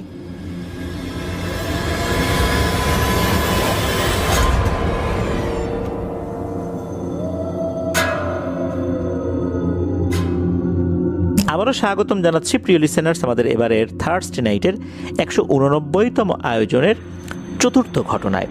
এখন যে ঘটনাটি আপনাদের সাথে শেয়ার করব, এই ঘটনাটি আমাদেরকে যিনি পাঠিয়েছেন উনি একজন রেমিটেন্স যোদ্ধা ভাই। ওনার নাম ফারহান। উনি বর্তমানে রয়েছেন সৌদি আরবের আভা শহরে। ওনার বাড়ি মৌলভীবাজার জেলার রাজনগর উপজেলার উত্তরভাগ ইউনিয়নের সুরিখাল গ্রামে। ঘটনাটি উনি নিজেই প্রত্যক্ষ করেছেন। ঘটনাটির সময়কাল 2021 সালের নভেম্বর মাস। তখন উনি বাংলাদেশেই ছিলেন। ওনাদের একটা ছোট খাল ছিল, যে খালটি গ্রামের রাস্তার পাশেই। ওই খালে বেশ মাছ ছিল। ওনারা চিন্তা করলেন সেচ পাম্প লাগিয়ে দিয়ে পানি সেচ দিয়ে মাছ ধরব। ওই চিন্তা করে বিকেলবেলা সেচ পাম্প লাগানো হলো। সারা রাত কিন্তু পানি সেচ দেওয়ার কাজ চলবে। এদিকে এই মেশিন যদি কখনো বন্ধ হয়ে যায়, তেল লাগে, সার্বক্ষণিক কিন্তু পাহারার জন্য লোক দরকার ছিল। বাইরের কাউকে না নিয়ে ওনারা 3 জন এই পাহারার কাজে লেগে গেলেন। এই ফারহান ভাই আর ফারহান ভাইয়েরই আর একজন আত্মীয়, মামাতো ভাই আর কি, যার নাম রিয়াদ, আর এলাকার একজন বড় ভাই যার নাম হচ্ছে জুবেদ। বলে রাখা ভালো, ওই খালের ঠিক অপর প্রান্তেই ছিল পাঠা বলি দেওয়ার একটা স্থান। ওই পাশটাতে বেশ কিছু হিন্দু পরিবার ছিল। তো ওনারা ওনাদের বিভিন্ন রিচুয়ালগুলোর ক্ষেত্রে পাঠা যে বলি দেওয়ার প্রচলন রয়েছে, যেই রিচুয়ালের ক্ষেত্রে ওই সময় পাঠাগুলো ওই জায়গাতে বলি দেওয়ার একটা ব্যবস্থা রাখা হয়েছে। ওই জায়গায় নাকি অনেকেই ভৌতিক ঘটনার মুখোমুখি হয়েছেন। তবে এই যে ফারহান ভাই, যারা ওনাদের বয়সী যারা আছেন ওই এলাকায়, তাদের সাথে কখনো ভয়ের ঘটনা না ঘটার কারণে ওনারা কিন্তু এই বিষয়গুলো বিশ্বাস করতেন না। তো ওনারা ওই রাতে তাঁবুর মতো খাটিয়ে ওখানে রয়েছেন। সারা রাত ঘুমানোর তো সুযোগ নেই, পাহারা দিতে হবে। ঘুম যাতে না আসে এই জন্য ওখানে শুয়ে শুয়ে ওনারা ফোন চালাচ্ছিলেন। হঠাৎ করে একটা গ্রুম গ্রুম আওয়াজ ওনারা সবাই শুনতে পান। প্রথমে মনে হয় মেঘ ডাকছে। 3 জনই চমকে উঠলেন। এখন যদি মেঘ ডাকে আর বৃষ্টি হয় তাহলে তো সর্বনাশ হয়ে যাবে। কেননা এই খাল থেকে পানি সেচ দিয়ে অন্য জায়গায় পানি ফেলছেন। বৃষ্টি হলে তো এই খালে আবার পানি ভরে যাবে, তাহলে তো এই পুরো কাজটাই একদম মাঠে মারা গেল। ওনারা 3 জনই তাঁবু থেকে বের হয়ে আকাশের দিকে তাকিয়ে তো হতবাক হয়ে গেলেন। দিব্যি চাঁদ আছে, আকাশ ভর্তি তারা দেখা যাচ্ছে, মেঘের কোনো ছিটে ফোঁটাও নেই। তাহলে এই শব্দটা কোথা থেকে এলো? ওনারা চিন্তা করলেন হবে হয়তো আশেপাশ থেকে আসছে আর কি। বিভিন্ন সময় দেখা যায় যে অনেকেই বড় বড় সাউন্ড বক্স বাজান, অনেক দূরে দূরে, কিন্তু এত রাতের বেলা আর মনে এত রং ধরলো যে সাউন্ড বক্স বাজাবেন। চিন্তা করলেন যে হতেও পারে এরকম কিছু, ওনারা আবার ওনাদের তাঁবুর মধ্যে ঢুকে গিয়েছেন। এর কিছুক্ষণ পর আবার ওই একই শব্দ, জাস্ট কয়েকবার, এরপরই বন্ধ। এবার আর ওনারা বাইরে বের হলেন না। কিন্তু হঠাৎ করে এই যে আরেকজন ছিল রিয়াদ নামে, উনি খেয়াল করলেন এই যে জুবেদ ভাই আশেপাশে নাই। আরে উনি কোথায় গেল? তখন এই রিয়াদ মনে করেছে হয়তো জুবেদ ভাইয়ের প্রাকৃতিক ডাকের কোনো চাপ এসেছে, এই জন্য বাইরে গিয়েছে। কয়েক মিনিট চুপচাপ থাকার পর হঠাৎ করে এই রিয়াদের মনে কিন্তু একটা সন্দেহের উদ্রেক হলো যে জুবেদ ভাই না বলে চলে গেল, পাশাপাশি আছি, বিষয়টা কেমন না। এই চিন্তা করে এই যে যিনি রিয়াদ, উনি তাঁবু থেকে বাইরে বের হয়ে দেখেন এক অদ্ভুত দৃশ্য। ওই যেই খালটা, ওই খালের চতুর্দিকে কিন্তু সন্ধ্যার পর থেকেই মশালের মতো জ্বালিয়ে রাখা হয়েছিল। জুবেদ ভাই বাইরে বের হয়ে ওই মশালগুলো একে একে নিভিয়ে দিচ্ছেন, এক সাইড দিয়ে যাচ্ছেন, ওগুলো নিভিয়ে দিচ্ছেন। ঘটনাটা কি? এগুলো তো নিভিয়ে দেওয়ার কথা না, সে কেন এগুলো নিভিয়ে দিচ্ছে? আর ওদিকে যাওয়ার সে যে চিন্তা করলো, এই বিষয়টা তো তাদের কারোর সাথে শেয়ার করে নাই, তারা দুজনই তো জেগে আছে। কেন জুবেদ ভাই কাউকে কিছু না বলে হঠাৎ করে এরকম একটা উদ্ভট কাণ্ড শুরু করলেন? তখন রিয়াদ যে কাজটা করেছে, সে তাড়াতাড়ি করে ওই দিকটাতে যাওয়া শুরু করেছে এবং পেছন থেকে আবার লাইটার দিয়ে মশালগুলো জ্বালিয়ে দিচ্ছে। যখনই আবার মশালগুলো জ্বালিয়ে দিচ্ছে, তখন এই জুবেদ ভাই রিয়াদের দিকে ভয়ঙ্কর রাগান্বিত চোখে তাকালেন। এমনভাবে তাকিয়েছেন মনে হচ্ছে এখনই রিয়াদকে উনি মেরেই ফেলবেন। আর জুবেদ ভাই কি করছেন, উনি তখন ফু দিয়ে পুনরায় এই মশালগুলো নিভানোর চেষ্টা করছেন। অদ্ভুত ব্যাপার হচ্ছে যে উনি যখন ফু দিয়ে নিভানোর চেষ্টা করছিলেন, তখন সেই গ্রুম গ্রুম আওয়াজগুলো মনে হচ্ছে শুরু হয়ে গেছে। উনি প্রতিবার ফু দিচ্ছেন আর গ্রুম গ্রুম আওয়াজ হচ্ছে। তখন আবার আর একটা ব্যাপার ওনারা লক্ষ্য করলেন, বিশেষ করে এই যে রিয়াদ ভাই, উনি খেয়াল করলেন আশেপাশে থাকা যে গাছপালা রয়েছে, মনে হচ্ছে এই গাছপালাগুলো ভয়ঙ্করভাবে নড়াচড়া করছে। এটা যে ঝড়ো বাতাসে নড়াচড়া করছে বিষয়টা এরকম না, এই গাছগুলো ধরে কেউ ঝাঁকায়, খুব ভালোভাবে ঝাঁকায়। ওই গাছগুলো কিভাবে নড়াচড়া করবে? মনে হচ্ছে বাতাসে নড়ছে না, কেউ ঝাঁকি দিচ্ছে। মনে হচ্ছে অসংখ্য মানুষ একত্র হয়ে এক একজন এক একটা গাছ ধরেছে আর গাছ ঝাঁকাচ্ছে। আর কোনো মানুষ এত বড় বড় গাছ ঝাঁকি দিলেও এই গাছগুলো যে এইভাবে নড়বে এমনটা কিন্তু আশা করা যায় না। তাহলে এই গাছগুলো কে ঝাঁকাচ্ছে? আর হঠাৎ করে এরকম গ্রুম গ্রুম আওয়াজ আবার শুরু হয়ে যাবার কারণটা কি? ওই সময় এই রিয়াদ চিন্তা করলো যে ঘটনা তো ভালো না। তখন এই ফারহান ভাইকে ডাকাডাকি শুরু করেন, এই ফারহান ভাই তাড়াতাড়ি আসো ভাই, দেখো কি হচ্ছে এখানে। এদিকে ফারহান ভাই উনি তো মোবাইল চালাচ্ছিলেন, চিন্তা করলেন কি ব্যাপার, কি হলো, ওরা হঠাৎ করে এত রাতের বেলা চিৎকার চেঁচামেচি শুরু করলো কেন, মেশিনে কোনো প্রবলেম হয়েছে কিনা। উনি মোবাইল ফোন চালানোর জন্য এতটাই এই মোবাইল ফোনের ভিতরে নিমগ্ন হয়ে গিয়েছিলেন, আশেপাশে যত কিছু হচ্ছে, গ্রুম গ্রুম শব্দ হচ্ছে, এটা কিন্তু উনি খেয়ালই করছিলেন না। উনি তখন তাঁবু থেকে বের হয়েছেন, বের হয়ে দেখেন যে এই রিয়াদ মশালগুলো জ্বালানোর চেষ্টা করছে আর এই জুবেদ ভাই এগুলো নেভানোর চেষ্টা করছে, আর গ্রুম গ্রুম আওয়াজ হচ্ছে। উনিও বাইরে বের হয়ে সেম দৃশ্যটা দেখেন, গাছপালাগুলো ভয়ঙ্করভাবে নড়ছে। এদিকে রাত তখন শেষ দিকে, ফজর আজান দেবে দেবে ভাব, তখনও দেয়নি। তখন দ্রুত এই যে ফারহান ভাই ওই দিকটাতে ছুটে গেলেন। যাওয়ার পর দেখা গেল যে জুবেদ ভাই ভয়ঙ্কর রকমের এক ধরনের শব্দ করছে, গড়গড় গড়গড় আওয়াজ করছে। ওনারা দুজনেই তখন জুবেদ ভাইকে ধরার চেষ্টা করলেন। জুবেদ ভাইকে ধরেই রাখতে পারছিলেন না সহজে, কারণ তার শরীরে মনে হচ্ছে অনেকগুলো মানুষের শক্তি চলে এসেছে। এর মধ্যে আল্লাহর অশেষ রহমত, ফজরের আজান দিয়ে দেয়, আর তখনই সব কিছু স্বাভাবিক হয়ে যায়। ওই গাছপালাগুলো নড়াচড়াও বন্ধ করে দেয়, গ্রুম গ্রুম আওয়াজও বন্ধ হয়ে যায়, আর জুবেদ ভাইও একদম স্বাভাবিক হয়ে যান। এরপরে জুবেদ ভাইকে নিয়ে জুবেদ ভাইয়ের বাড়িতে ওনারা দুজন দিয়ে আসেন। ফারহান ভাই আর রিয়াদের কিছু না হলেও জুবেদ ভাইয়ের কিন্তু মারাত্মক জ্বর এসেছিল। এবং বেশ বমিও করেছিলেন। রাতের এই বিষয়টা কিন্তু ওনারা গোপন করেননি, জুবেদ ভাইয়ের বাড়ির লোকদের সাথে কিন্তু এই বিষয়টা শেয়ার করেছিলেন। এরপরে একজন হুজুরকে নিয়ে আসা হয়, হুজুর ঝাড়ফুঁক করে দিলেন, জুবেদ ভাইকেও দিয়েছিলেন, ওনাদের দুজনকেও দিয়েছিলেন। তবে হুজুর এতটুকুই বলেছিলেন যে তোমাদের সাথে যেটা হয়েছে এটা মোটেও ভালো কিছু হয়নি, বড় ধরনের বিপদের হাত থেকে তোমরা বেঁচে গেছো। আর একটা পরামর্শ ওই হুজুর দিয়ে দিয়েছিলেন, সেটা হচ্ছে তোমরা তিনজন কখনোই রাতের বেলা ওই খালপাড়ের দিকে যাবা না, গেলে কিন্তু আরও ভয়ঙ্কর বিপদ হবে। ওনারা জিজ্ঞেস করেছিলেন আসলে ঘটনাটা কি হয়েছিল।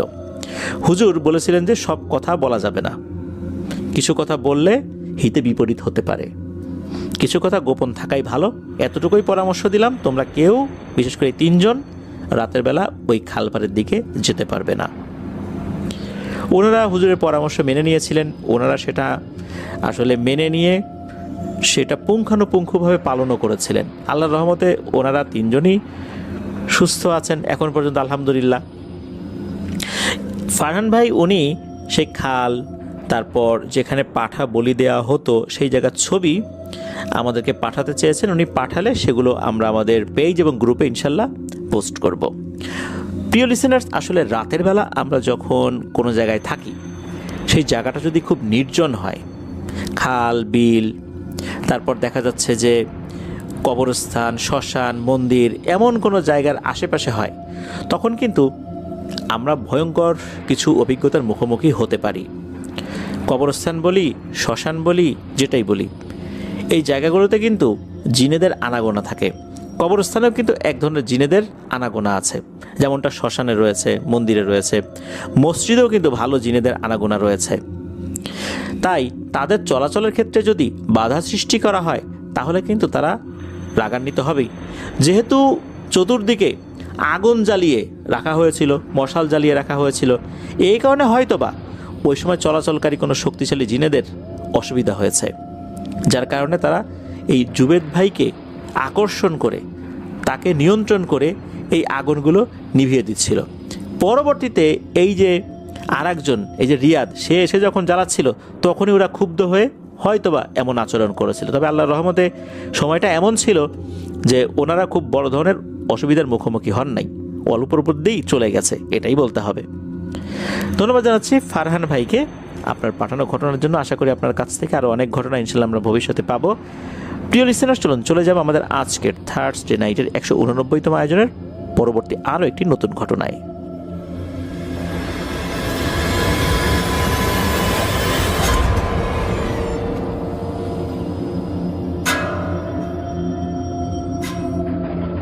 আবারও স্বাগতম জানাচ্ছি প্রিয় লিসেনার্স আমাদের এবারে থার্সডে নাইটের 189তম আয়োজনের পঞ্চম ঘটনায়। এখন যে ঘটনাটি আপনাদের সাথে শেয়ার করবে, এই ঘটনাটি আমাদেরকে যিনি পাঠিয়েছেন তার নাম মোহাম্মদ সুমন মিয়া। পেশায় উনি একজন ফার্নিচার ডিজাইনার। ওনার বাড়ি পাবনা জেলার ফরিদপুর উপজেলার হাদল ইউনিয়নের ধানুয়াঘাটা গ্রামে।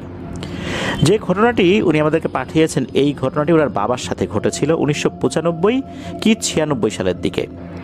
তখন ওনারা পরিবার সহ ঢাকার সাভারের নামাবাজার এলাকায় থাকতেন। ওনার বাবা কিন্তু খুব সাহসী একজন মানুষ। উনি ওই নামাবাজার এলাকায় একটি তেলের মিলে চাকরি করতেন। ওনার ডিউটি ছিল দুইভাবে, 12 ঘন্টা করে, কখনো রাত 2টো থেকে পরদিন দুপুর 2টা পর্যন্ত, আবার এক সপ্তাহ ডিউটির পর ডিউটি চেঞ্জ হতো, তখন দুপুর 2টো থেকে রাত 2টো পর্যন্ত। এইভাবে দুইজন ব্যক্তি শিফট চেঞ্জ করে এক সপ্তাহ করে ডিউটি পালন করতেন। তো ঘটনাটা যেদিন ঘটে, অর্থাৎ শুরু হয়, তো একদিন রাত 2টোর দিকে উনি ডিউটি শেষ করে বাড়ির দিকে রওনা হয়েছেন। ওনার জায়গায় আরেকজন আবার চলে আসছে। তো ওনার ডিউটির স্থান থেকে বাড়ির দূরত্ব প্রায় 2 কিলোমিটার রাস্তা। এই রাস্তা দিয়ে বাড়িতে আসার সময় মাঝখানে একটা আশ্রম আছে হিন্দু সম্প্রদায়ের, যাকে সবাই আশ্রম নামেই অভিহিত করে, অর্থাৎ ওইটার নাম আশ্রম বলেই সবাই ডেকে থাকে। তো পূজার সময় ওখানে কিন্তু বিশাল মেলা হয়। এছাড়া রাস্তা দিয়ে যেতে হলে বাম সাইডে বিশাল একটা বটগাছ আর ডান সাইডে একটা মন্দির, আর রাস্তাটা হচ্ছে উত্তর দক্ষিণ লম্বা। আশ্রমটা পার হলে নদী থেকে যেমন শাখা বের হয়, এরকম শাখা আসলে বলা যাবে না, এটা ছোট্ট একটা খালের মতো, আবার ড্রেনও যে বলা যাবে তাও না, ড্রেন থেকে একটু বড়, খাল থেকে একটু ছোট, এরকম আর কি।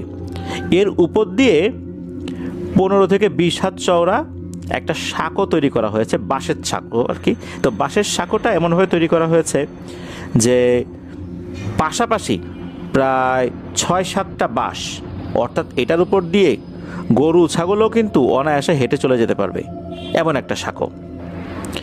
তো উনি তো সবসময় এদিক দিয়ে আসা যাওয়া করেন, একদম চোখ বন্ধ করে সাঁকো পার হয়ে যেতে পারবেন আসা যাওয়া করতে করতে, এমন একটা ওনার অভ্যাস হয়ে গেছে। আর সাঁকো পার হওয়ার পর রাস্তা দিয়ে না যদি উনি যান, তাহলে ডান দিক দিয়ে গেলে পুরাতন একটা ধানের মিল আছে, সেখানে দিনের বেলায় ধান শুকানো ভাঙানো, অর্থাৎ চাতাল আমরা যেটাকে বলি আর কি, এরকম একটা চাতাল রয়েছে। আর ওই দিক দিয়ে গেলে কিছুটা সময় কম লাগে। আর চাতালটা পার হওয়ার পর ওই চাতালেরই একটা ওয়াশরুম রয়েছে, ওইটার পাশ দিয়ে মূলত আর একটা সাইডে উঠতে হয়, অর্থাৎ রাস্তায় উঠতে হয়, এতে পথটা অনেকটাই কমে যায়। তো উনি মাঝে মাঝে ওই দিকটা দিয়েই আসতেন। তো একদিন ডিউটি শেষ করে ডিউটি থেকে বের হওয়ার পর গুড়ি গুড়ি বৃষ্টি পড়ছিল। তখন এই সুমন ভাইয়ের বাবা চিন্তা করলেন, হেঁটে গেলে তো ভিজে যাব, তাই একটা দৌড় দেই। উনি ওই আশ্রমটা পাড়ি যখন দিয়েছেন, তখন ওই বাঁশের যে সাঁকোটা, এটা ওনার থেকে মোটামুটি 30-35 হাত দূরে রয়েছে। ওই সময় উনি দিয়েছেন এক দৌড়। বলে রাখা ভালো, ওই সাঁকোর আগে একটা বিদ্যুতের একটা খাম্বা ছিল। উনি যখন দৌড় দিয়েছেন, ধরাম করে কোনো কিছুর সাথে লেগেছে একটা ধাক্কা। উনি মনে করেছেন যে এই বিদ্যুতের যেই খাম্বা, এটার সাথে ধাক্কা লেগেছে।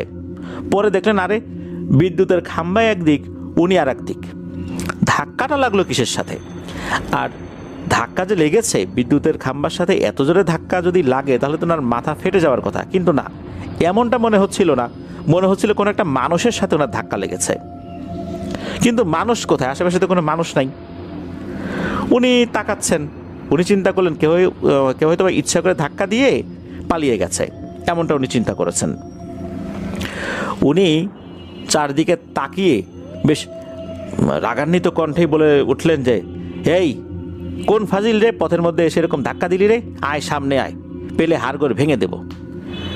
যখনই এমনটা বলেছে, তখনই একটা ভয়ঙ্কর কণ্ঠে বলে ওঠে, আজকের মতো বেঁচে গেলি রে, আজকে আমার একটা কাজ আছে, না হলে আজকেই তোর খবর করে ছাড়তাম। এই কথা শোনার পর এই সুমন ভাইয়ের বাবার মেজাজ আরও গরম হয়ে যায়। তখন উনি বিশ্রী ভাষায় কয়েকটা গালিগালাজও করে ওঠেন যে, বেটা সামনে আসতে পারবি না, আর দূর থেকে হুমকি দিস না, সামনে আয় বেটা। আসলে উনি মনে করেছিলেন কোনো দুষ্টু লোক ইচ্ছাকৃতভাবে ধাক্কা দিয়ে রাস্তার পাশে আড়াল হয়ে এরকম বৃষ্টির মধ্যে ওনার সাথে মশকরা করছেন। এই কারণেই মূলত ওনার মেজাজটা গরম হয়ে গেছে। আর দীর্ঘ একটা সময় উনি ডিউটি করেছেন, তেলের মিলে ডিউটি করতে গেলে সারাক্ষণ মেশিনের শব্দ তো কানের মধ্যে ঢুকতেই থাকে।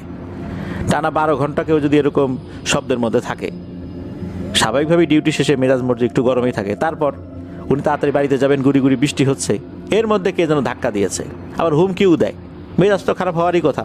তো উনি ওই অনুযায়ী সেরকম আচরণটা করেছিলেন। তো যাই হোক, উনি তো এরপরে বাড়িতে চলে আসেন। ওই রাতের মতো আর কোনো সমস্যা হয়নি। এর কয়েকদিন পর এক অমাবস্যা রাত, সেদিনও সুমন ভাইয়ের বাবার ডিউটি পড়েছিল দুপুর 2টো থেকে রাত 2টো পর্যন্ত। তো 2টোর সময় যখন কাজ সেরে, অর্থাৎ ডিউটি শেষ করে বাড়ির দিকে উনি রওনা দিয়েছেন, ওই আশ্রমের ওই স্থানটা পার হওয়ার পর সাঁকোতে ওঠার আগেই উনি দেখেন একটা কালো বিড়াল রাস্তার মাঝখানে বসে আসে। তো বসে আছে ভালো কথা, বিড়ালটা স্বাভাবিক বিড়ালের থেকেও বেশ অনেকটা বড়ই বলতে হবে। বিড়াল যখন আমরা দেখি, তখন কিন্তু বিড়ালের মুখের ভিতর যে চোখা দাঁতগুলো থাকে, এগুলো কিন্তু মুখের ভেতরেই থাকে সাধারণত। উনি দেখেন বিড়ালের 4টা চোখা দাঁত মুখের বাইরে বেরিয়ে আছে, বেশ ভয়ঙ্করই লাগছে। তবে সুমন ভাইয়ের বাবা এটাতে কোনো পাত্তা না দিয়ে সাঁকোর উপর যখন উঠে গেছেন, তখন উনি খেয়াল করেন ওই বিড়ালটা সাঁকোর উপর দিয়ে ওনার পিছু নেয় নাই, সেই জিনিসটা সাঁকোর নিচ দিয়ে হাঁটা শুরু করেছে এবং অনায়াসেই সে ওই পানির উপর দিয়েই হেঁটে হেঁটে ওনার সাথে সাথেই সাঁকোটা পার হচ্ছে। সাঁকোটা পার হচ্ছে বলতে সাঁকোর নিচ দিয়ে পার হচ্ছে।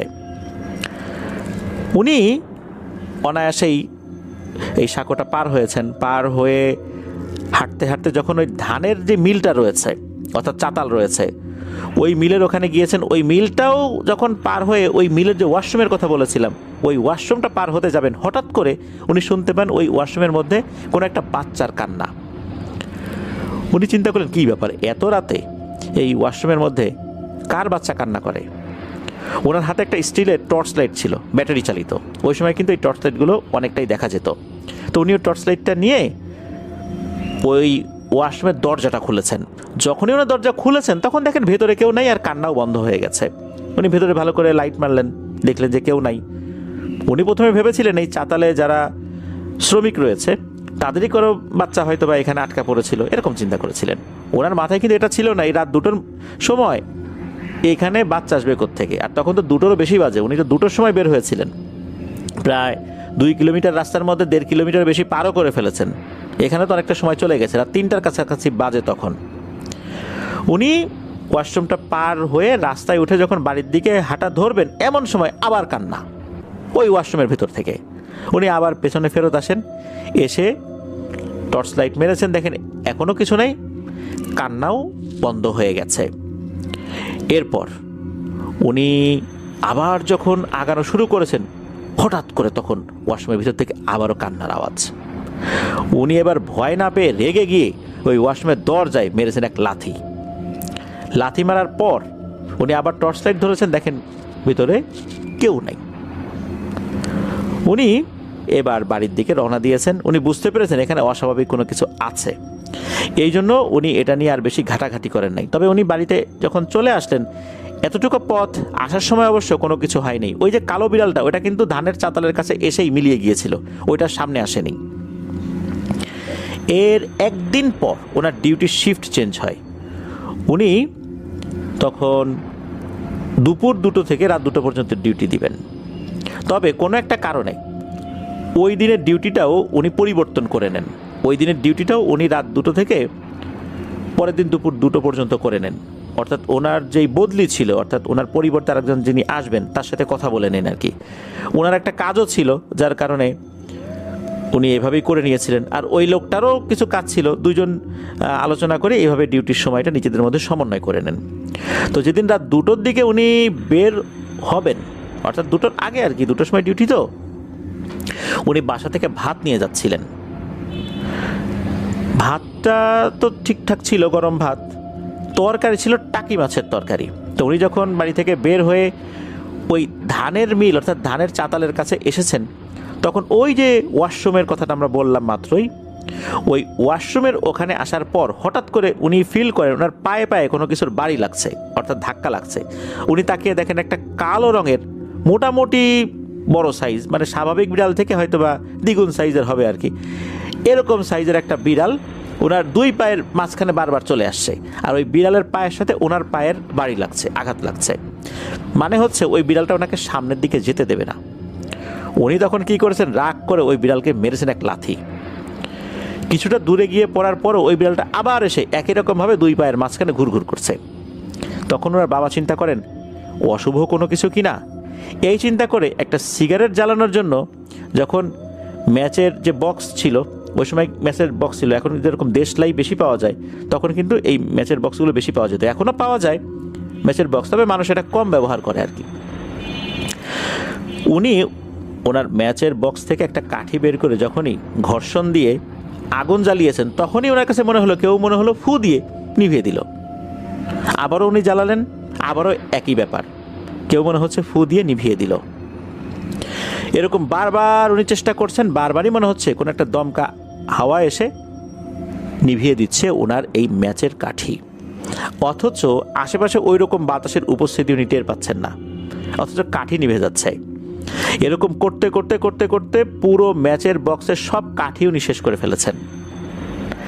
একটা পর্যায়ে এসে উনি চিন্তা করলেন যে যেহেতু আগুন জ্বালাতে পারলাম না, তাহলে হাতের টর্চ লাইটটা জ্বালাই। উনি যখনই হাতের টর্চ লাইটটা জ্বালিয়েছেন, এই প্রথমবারের মতো টর্চ লাইটটাও নিভে যায়। এখন পুরো অন্ধকার হয়ে গেছে। উনি অন্ধকার দিয়েই হাঁটতে হাঁটতে সাঁকুতে উঠেছেন। যেহেতু খুবই পরিচিত পথ, চোখ বন্ধ করে হাঁটলে উনি সাঁকো পেয়ে যাবেন, এমন একটা অবস্থা। তখন নাকি হঠাৎ করে পেছন থেকে কেউ নাকি কণ্ঠে বলে ওঠে, এই ভাতগুলো দিয়ে যা। উনিও তো সাহসী মানুষ, উনি বলে ওঠেন, এখানে খাবি? তা আমার সাথে চল, তেলের মিলে চল, দুজন একসাথে বসে মিলেমিশে খাই। এই কথা বলার পর উনি ওনার কাজের জায়গায় চলে এসেছেন। এরপরে কিন্তু আর কোনো কথা হয়নি, পিছন থেকে গম্ভীর কণ্ঠে আর কোনো আওয়াজও আসেনি, উনি ঠিকঠাক মতোই চলে আসছেন। উনি যখন কাজের জায়গায় চলে এসেছিলেন তখন কিন্তু আরেকজন যে লোক উনি কিন্তু চলে যাবেন আর সুমন ভাইয়ের বাবা ডিউটি পালন করবেন। ওই লোকটা খেয়াল করেন যে সুমন ভাইয়ের বাবার চোখ লাল হয়ে গেছে, শরীর থরথর করে কাঁপছে। ওই লোকটা বুঝতে পারলেন যে সুমন ভাইয়ের বাবার শরীর ভালো না। তখন উনি বললেন যে ভাই, আপনার শরীর তো ভালো মনে হচ্ছে না, কি ব্যাপার, আপনার কোনো সমস্যা হয়েছে? তখন সুমন ভাইয়ের বাবা বলছেন, কেমন যেন লাগছে শরীরটা, আসলে ভালো লাগতেছে না, হঠাৎ করে এমনটা মনে হচ্ছে, ঠিকঠাকই তো ছিলাম। তখন ওই লোকটা বলছেন, আচ্ছা ভাই, আপনি একটা কাজ করেন, আপনার ডিউটি করতে হবে না, আমি আজকে প্রয়োজনে ডাবল ডিউটি করে দিচ্ছি, আপনারটা আমি করে দিচ্ছি, আপনি এই পাশে বিশ্রাম করেন। তো ওখানে কিছু বস্তা ছিল, মূলত ওই মিলটা ছিল হচ্ছে সরিষার তেল ভাঙানোর মিল। সরিষার তেল ভাঙানোর সময় যে খৈল হয়, ওই খৈলগুলো বিভিন্ন বস্তায় ভরে রাখা হয়। ওরকম একটা বস্তার উপর উনি শুয়ে পড়েন, এরপর উনি বিশ্রাম নিতে থাকেন। এরপর কি হয়েছে ওনার মনে নাই। সকালবেলা তেলের মিল থেকে বাড়িতে খবর আসে যে সুমন ভাইয়ের বাবা অসুস্থ। তখন সুমন ভাইয়ের দাদি এবং সুমন ভাইয়ের চাচারা গিয়ে সুমন ভাইয়ের বাবাকে নিয়ে আসেন বাড়িতে। আসার পর তো ওনার অবস্থা এতটাই খারাপ, বিছানা থেকেও উনি উঠতে পারেন না। সারাদিন উনি বিছানায় শুয়ে থাকেন, কিন্তু সন্ধ্যা লাগার সাথে সাথে ঘর থেকে দৌড়ে বের হয়ে চলে যান সেই আশ্রমের খালের দিকে। তখন আবার বাড়ির লোকজন, অর্থাৎ সুমন ভাইয়ের দাদি, চাচা, ফুপু যারা আছেন, তারা দৌড়ে গিয়ে ওনাকে ধরে নিয়ে আসেন। এইভাবে কিন্তু চলে যায় 7-8 দিনের মতো, কোনোভাবেই কোনো কিছু হচ্ছিল না। ওনার সাথে যে এই ঘটনাগুলো ঘটেছে এটা তো উনি আগে কাউকে বলেনও নাই, এই জন্য ওনারাও বুঝতে পারছিলেন না আসলে ঘটনাটা কি। 7-8 দিন পর সমস্যা আরও বেড়ে গেল। রাতের বেলা উনি চিৎকার করে বলে উঠতেন, এই টিনের চালের উপরে দেখ কি যেন আছে, ভয়ঙ্কর কি যেন আছে, আমারে নিতে আসছে রে। আবার উনি বলে উঠতেন, এই সব মাছ খেয়ে নিল রে, সব মাছ খেয়ে নিল। আবার উনি বলে উঠতেন, এই আমাকে মেরে ফেললো রে, আমাকে মেরে ফেললো, আমাকে বাঁচা। তো এরকমভাবে উনি চিৎকার করতেন। যখন এই সমস্যা শুরু হলো তখন তো বাড়ির লোকজন বুঝতে পারছেন ঘটনাটা কি হয়েছে। এদিকে উনাকে জিজ্ঞেস করলে উনি কিছুই বলতে পারেন না। এর মধ্যে পরিবারের সদস্যরা কবিরাজ খুঁজতে শুরু করেছেন, কোনো ভালো কবিরাজ পাওয়া যাচ্ছে না। সব মিলে প্রায় 16 দিন পর একজন ফকির আসে ওই বাড়িতে ভিক্ষা নেবার জন্য। ওনাদের খোঁজাখুঁজিতে কোনো কাজ হয় নাই, একজন ফকির আসছে ভিক্ষা নিতে। ভিক্ষা নিতে যখন আসছে, আসার পরই এই যে সুমন ভাইয়ের দাদিকে বলছে যে, মারে, তোর বাড়িতে এখন ভিক্ষা নেব না, তোর ছেলের অবস্থা তো খুবই খারাপ। এই কথা বলতে বলতে আবার সুমন ভাইয়ের মাও চলে আসছেন। তখন সুমন ভাইয়ের মাকেও বলেন, তোর স্বামীর অবস্থা তো ভালো না, আর মাত্র কয়েকদিন আছে, এরপরেই তো ওর জীবনটা শেষ হয়ে যাবে রে, অনেক দেরি হয়ে গেছে। এই কথা শোনার সাথে সাথে সুমন ভাইয়ের মা এবং দাদি চিৎকার করে ওঠেন যে, আপনি কি বলেন এগুলা? তখন ওই ফকির বলছেন যে, তোদের চিন্তার কোনো কারণ নাই, আল্লাহ আমাকে পাঠাই দিয়েছেন, আমি ইনশাল্লাহ চেষ্টা করব সর্বোচ্চ। তখন ওই সময় ওই ফকির বলেন, এই যে সুমন ভাইয়ের দাদিকে বলেছেন আর কি, যে তুই এখন যা, তুই গিয়ে একটা জবা ফুল গাছ থেকে 3টা জবা ফুল নিয়ে আসবি, এক নিঃশ্বাসে 3টা জবা ফুল পারবি। আর আসার সময় এই দিনের বেলাতেই কিন্তু কিছু সমস্যা হতে পারে, কিন্তু ভয় পাওয়া যাবে না, তুই মা যেহেতু, তোকে এই কাজটা করতে হবে। তখন সুমন ভাইয়ের দাদি, উনি একটা জায়গা চিনতেন বাড়ির কাছাকাছি, সেখানে জবা ফুল ছিল, অর্থাৎ ভালো একটা সুন্দর জবা ফুলের গাছ ছিল, জবা ফুলও ধরেছিল। উনি দ্রুত সেখানে চলে যান, এক নিঃশ্বাসে 3টা জবা ফুল পারেন। কিন্তু সমস্যা হয় হচ্ছে বাড়িতে ফেরত আসার সময় এই দিনের বেলাতে কোত্থেকে একটা কুকুর এসে ওনাকে তাড়া করতে থাকে। এই কুকুরের তাড়া খেয়ে ওনার পা একটা গর্তের মধ্যে পড়ে পাটা মচকে যায়, যদিও বা ভাঙেনি, তবে মারাত্মক ব্যথা পেয়েছিলেন। যেহেতু বয়স্ক মানুষ, হাড় দুর্বল হয়ে গেছে, আঘাতটা ওইরকম গুরুতর না হলেও ওনার জন্য সেটা গুরুতর ছিল। উনি অনেক কষ্টে পা খোরাতে খোরাতে বাড়িতে চলে আসেন। তখন ওই ফকির বলেন যে, মারে, তুই যেভাবে আসছিস, যদি ওই কুকুরটা তোকে একবার ভালো করে ধরতে পারতো আর ওই কুকুরটার ভয়ে তুই যদি দাঁড়িয়ে যেতি, তাহলে সর্বনাশ হয়ে যেত, তোকে ওখানেই মেরে ফেলতো এই দিনের বেলাতেই। তখন চিকিৎসা শুরু হয়ে গেল। ওই ফকির কি করলেন, ওই যে জবা ফুল যেগুলো 3টা, এই 3টা জবা ফুল উনি কি যেন একটা পড়লেন, পড়ার পর সুমন ভাইয়ের বাবার নাকের কাছে দিলেন শোকার জন্য। একটার পর একটা ওনার নাকের কাছে ধরা হলো। সুমন ভাইয়ের বাবাও ঘ্রাণ নিলেন। এর পরপরই দেখা গেল উনি 10 থেকে 15 সেকেন্ডের মধ্যে শোয়া থেকে উঠে দাঁড়িয়ে গেলেন, দিব্যি হাঁটাচলা করছেন। সবাই তো অবাক যে এরকম একটা অসুস্থ মানুষ এখন দিব্যি স্বাভাবিক হয়ে গেছে। তখন ওই ফকির বলছেন যে তোমাদের আনন্দিত হওয়ার কিছুই নাই, সমস্যা এখনও বাকি আছে, এটা অর্ধেক হয়েছে মাত্র। এখন আর একটা কাজ আছে, দ্রুত ধারালো একটা দা বা বটি নিয়ে আসো, একটা কলা গাছ 1 কোপে কেটে ফেলতে হবে। যদি 1 কোপে কাটতে না পারে তবে কিন্তু এই ছেলেটা এখানেই মারা যাবে, 2-3 দিনও আর বাঁচবে না। আর যদি কাটতে পারে আল্লাহর রহমতে বেঁচে যাবে। ওর উপর ভয়ঙ্কর এক মরণ বান মারা হয়েছে। এতটুকু বলার পরই উনি বলেন যে দ্রুত নিয়ে আসো, সময় খুব কম। তাড়াতাড়ি করে বাড়ি থেকে একটা ধারালো দা নিয়ে আসা হয়। এরপর উনি নিজে একটা কলা গাছ সিলেক্ট করেন। এই কলা গাছটা কাটতে হবে কিন্তু সুমন ভাইয়ের বাবাকে। এদিকে টানা এতদিন অসুস্থ থাকার পর ওনার শরীরের শক্তি তো অনেকটাই কমে গিয়েছে। তারপরও উনি আল্লাহর নাম নিয়ে শরীরের সমস্ত শক্তি সঞ্চয় করে এই ধারালো দা দিয়ে একটা কলা গাছে মেরেছেন 1 কোপ। 1 কোপে ওই কলা গাছটা দ্বিখণ্ডিত হয়ে মাটিতে পড়ে যায়। কোনো আঁশও লেগেছিল না। উনি বলেছিলেন যদি আঁশও লেগে থাকে তাহলে কিন্তু বিপদ। তা আল্লাহর রহমতে ওই কবিরাজ বা ফকির যিনি আসছিলেন উনি বলেন যে আলহামদুলিল্লাহ এই ছেলেটা সুস্থ হয়ে গেছে, আর কোনো চিন্তা নাই। এরপর ওই ফকির বলেন যে বাবা তুমি বলো তো ঘটনাটা কি হয়েছিল। তখন এই যে শুরু থেকে শেষ পর্যন্ত সব ঘটনা খুলে বলেন। তখন ওই ফকির বা কবিরাজ বলেন মূলত ওই যে ধাক্কা লেগেছিল ওই সময় ওই জিনটার বিশেষ একটা কাজ ছিল, সে চলে যাচ্ছিল। এই জন্য ওই সময় সে কোনো ক্ষতি করতে না পারলেও এরপর থেকে সে পিছু নেয়। বিভিন্ন সময় তার শারীরিক অনেক ক্ষতি করে ফেলেছে, ভয়ঙ্কর বান মেরেছে, আর এর ফলশ্রুতিতেই এই পরিণতি হয়েছে। যাক আল্লাহর রহমতে আর কোনো সমস্যা হবে না।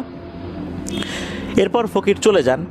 আর ফকির বলে যান যে উনি কোনো জিন ভূত না, উনি মানুষ।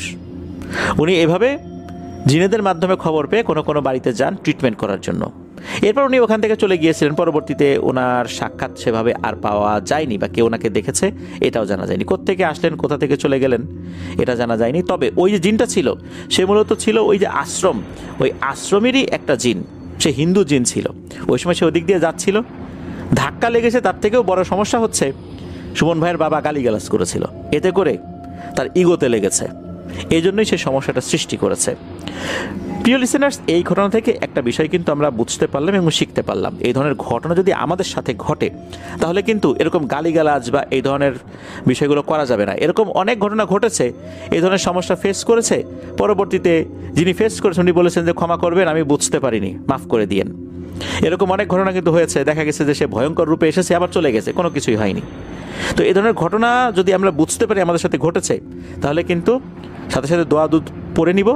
আর দোয়া দুরূদ পড়ার সাথে সাথে আমরা যদি এটাও বলি যে আমার তো খেয়াল ছিল না, ভুল হয়ে গেছে, ক্ষমা করবেন, এটা বলেও যদি চলে আসা যায়, অনেক ক্ষেত্রেই দেখা গেছে তার কিছুই হয়নি। এরকম ঝামেলা হতেই পারে, দুর্ঘটনা হয়।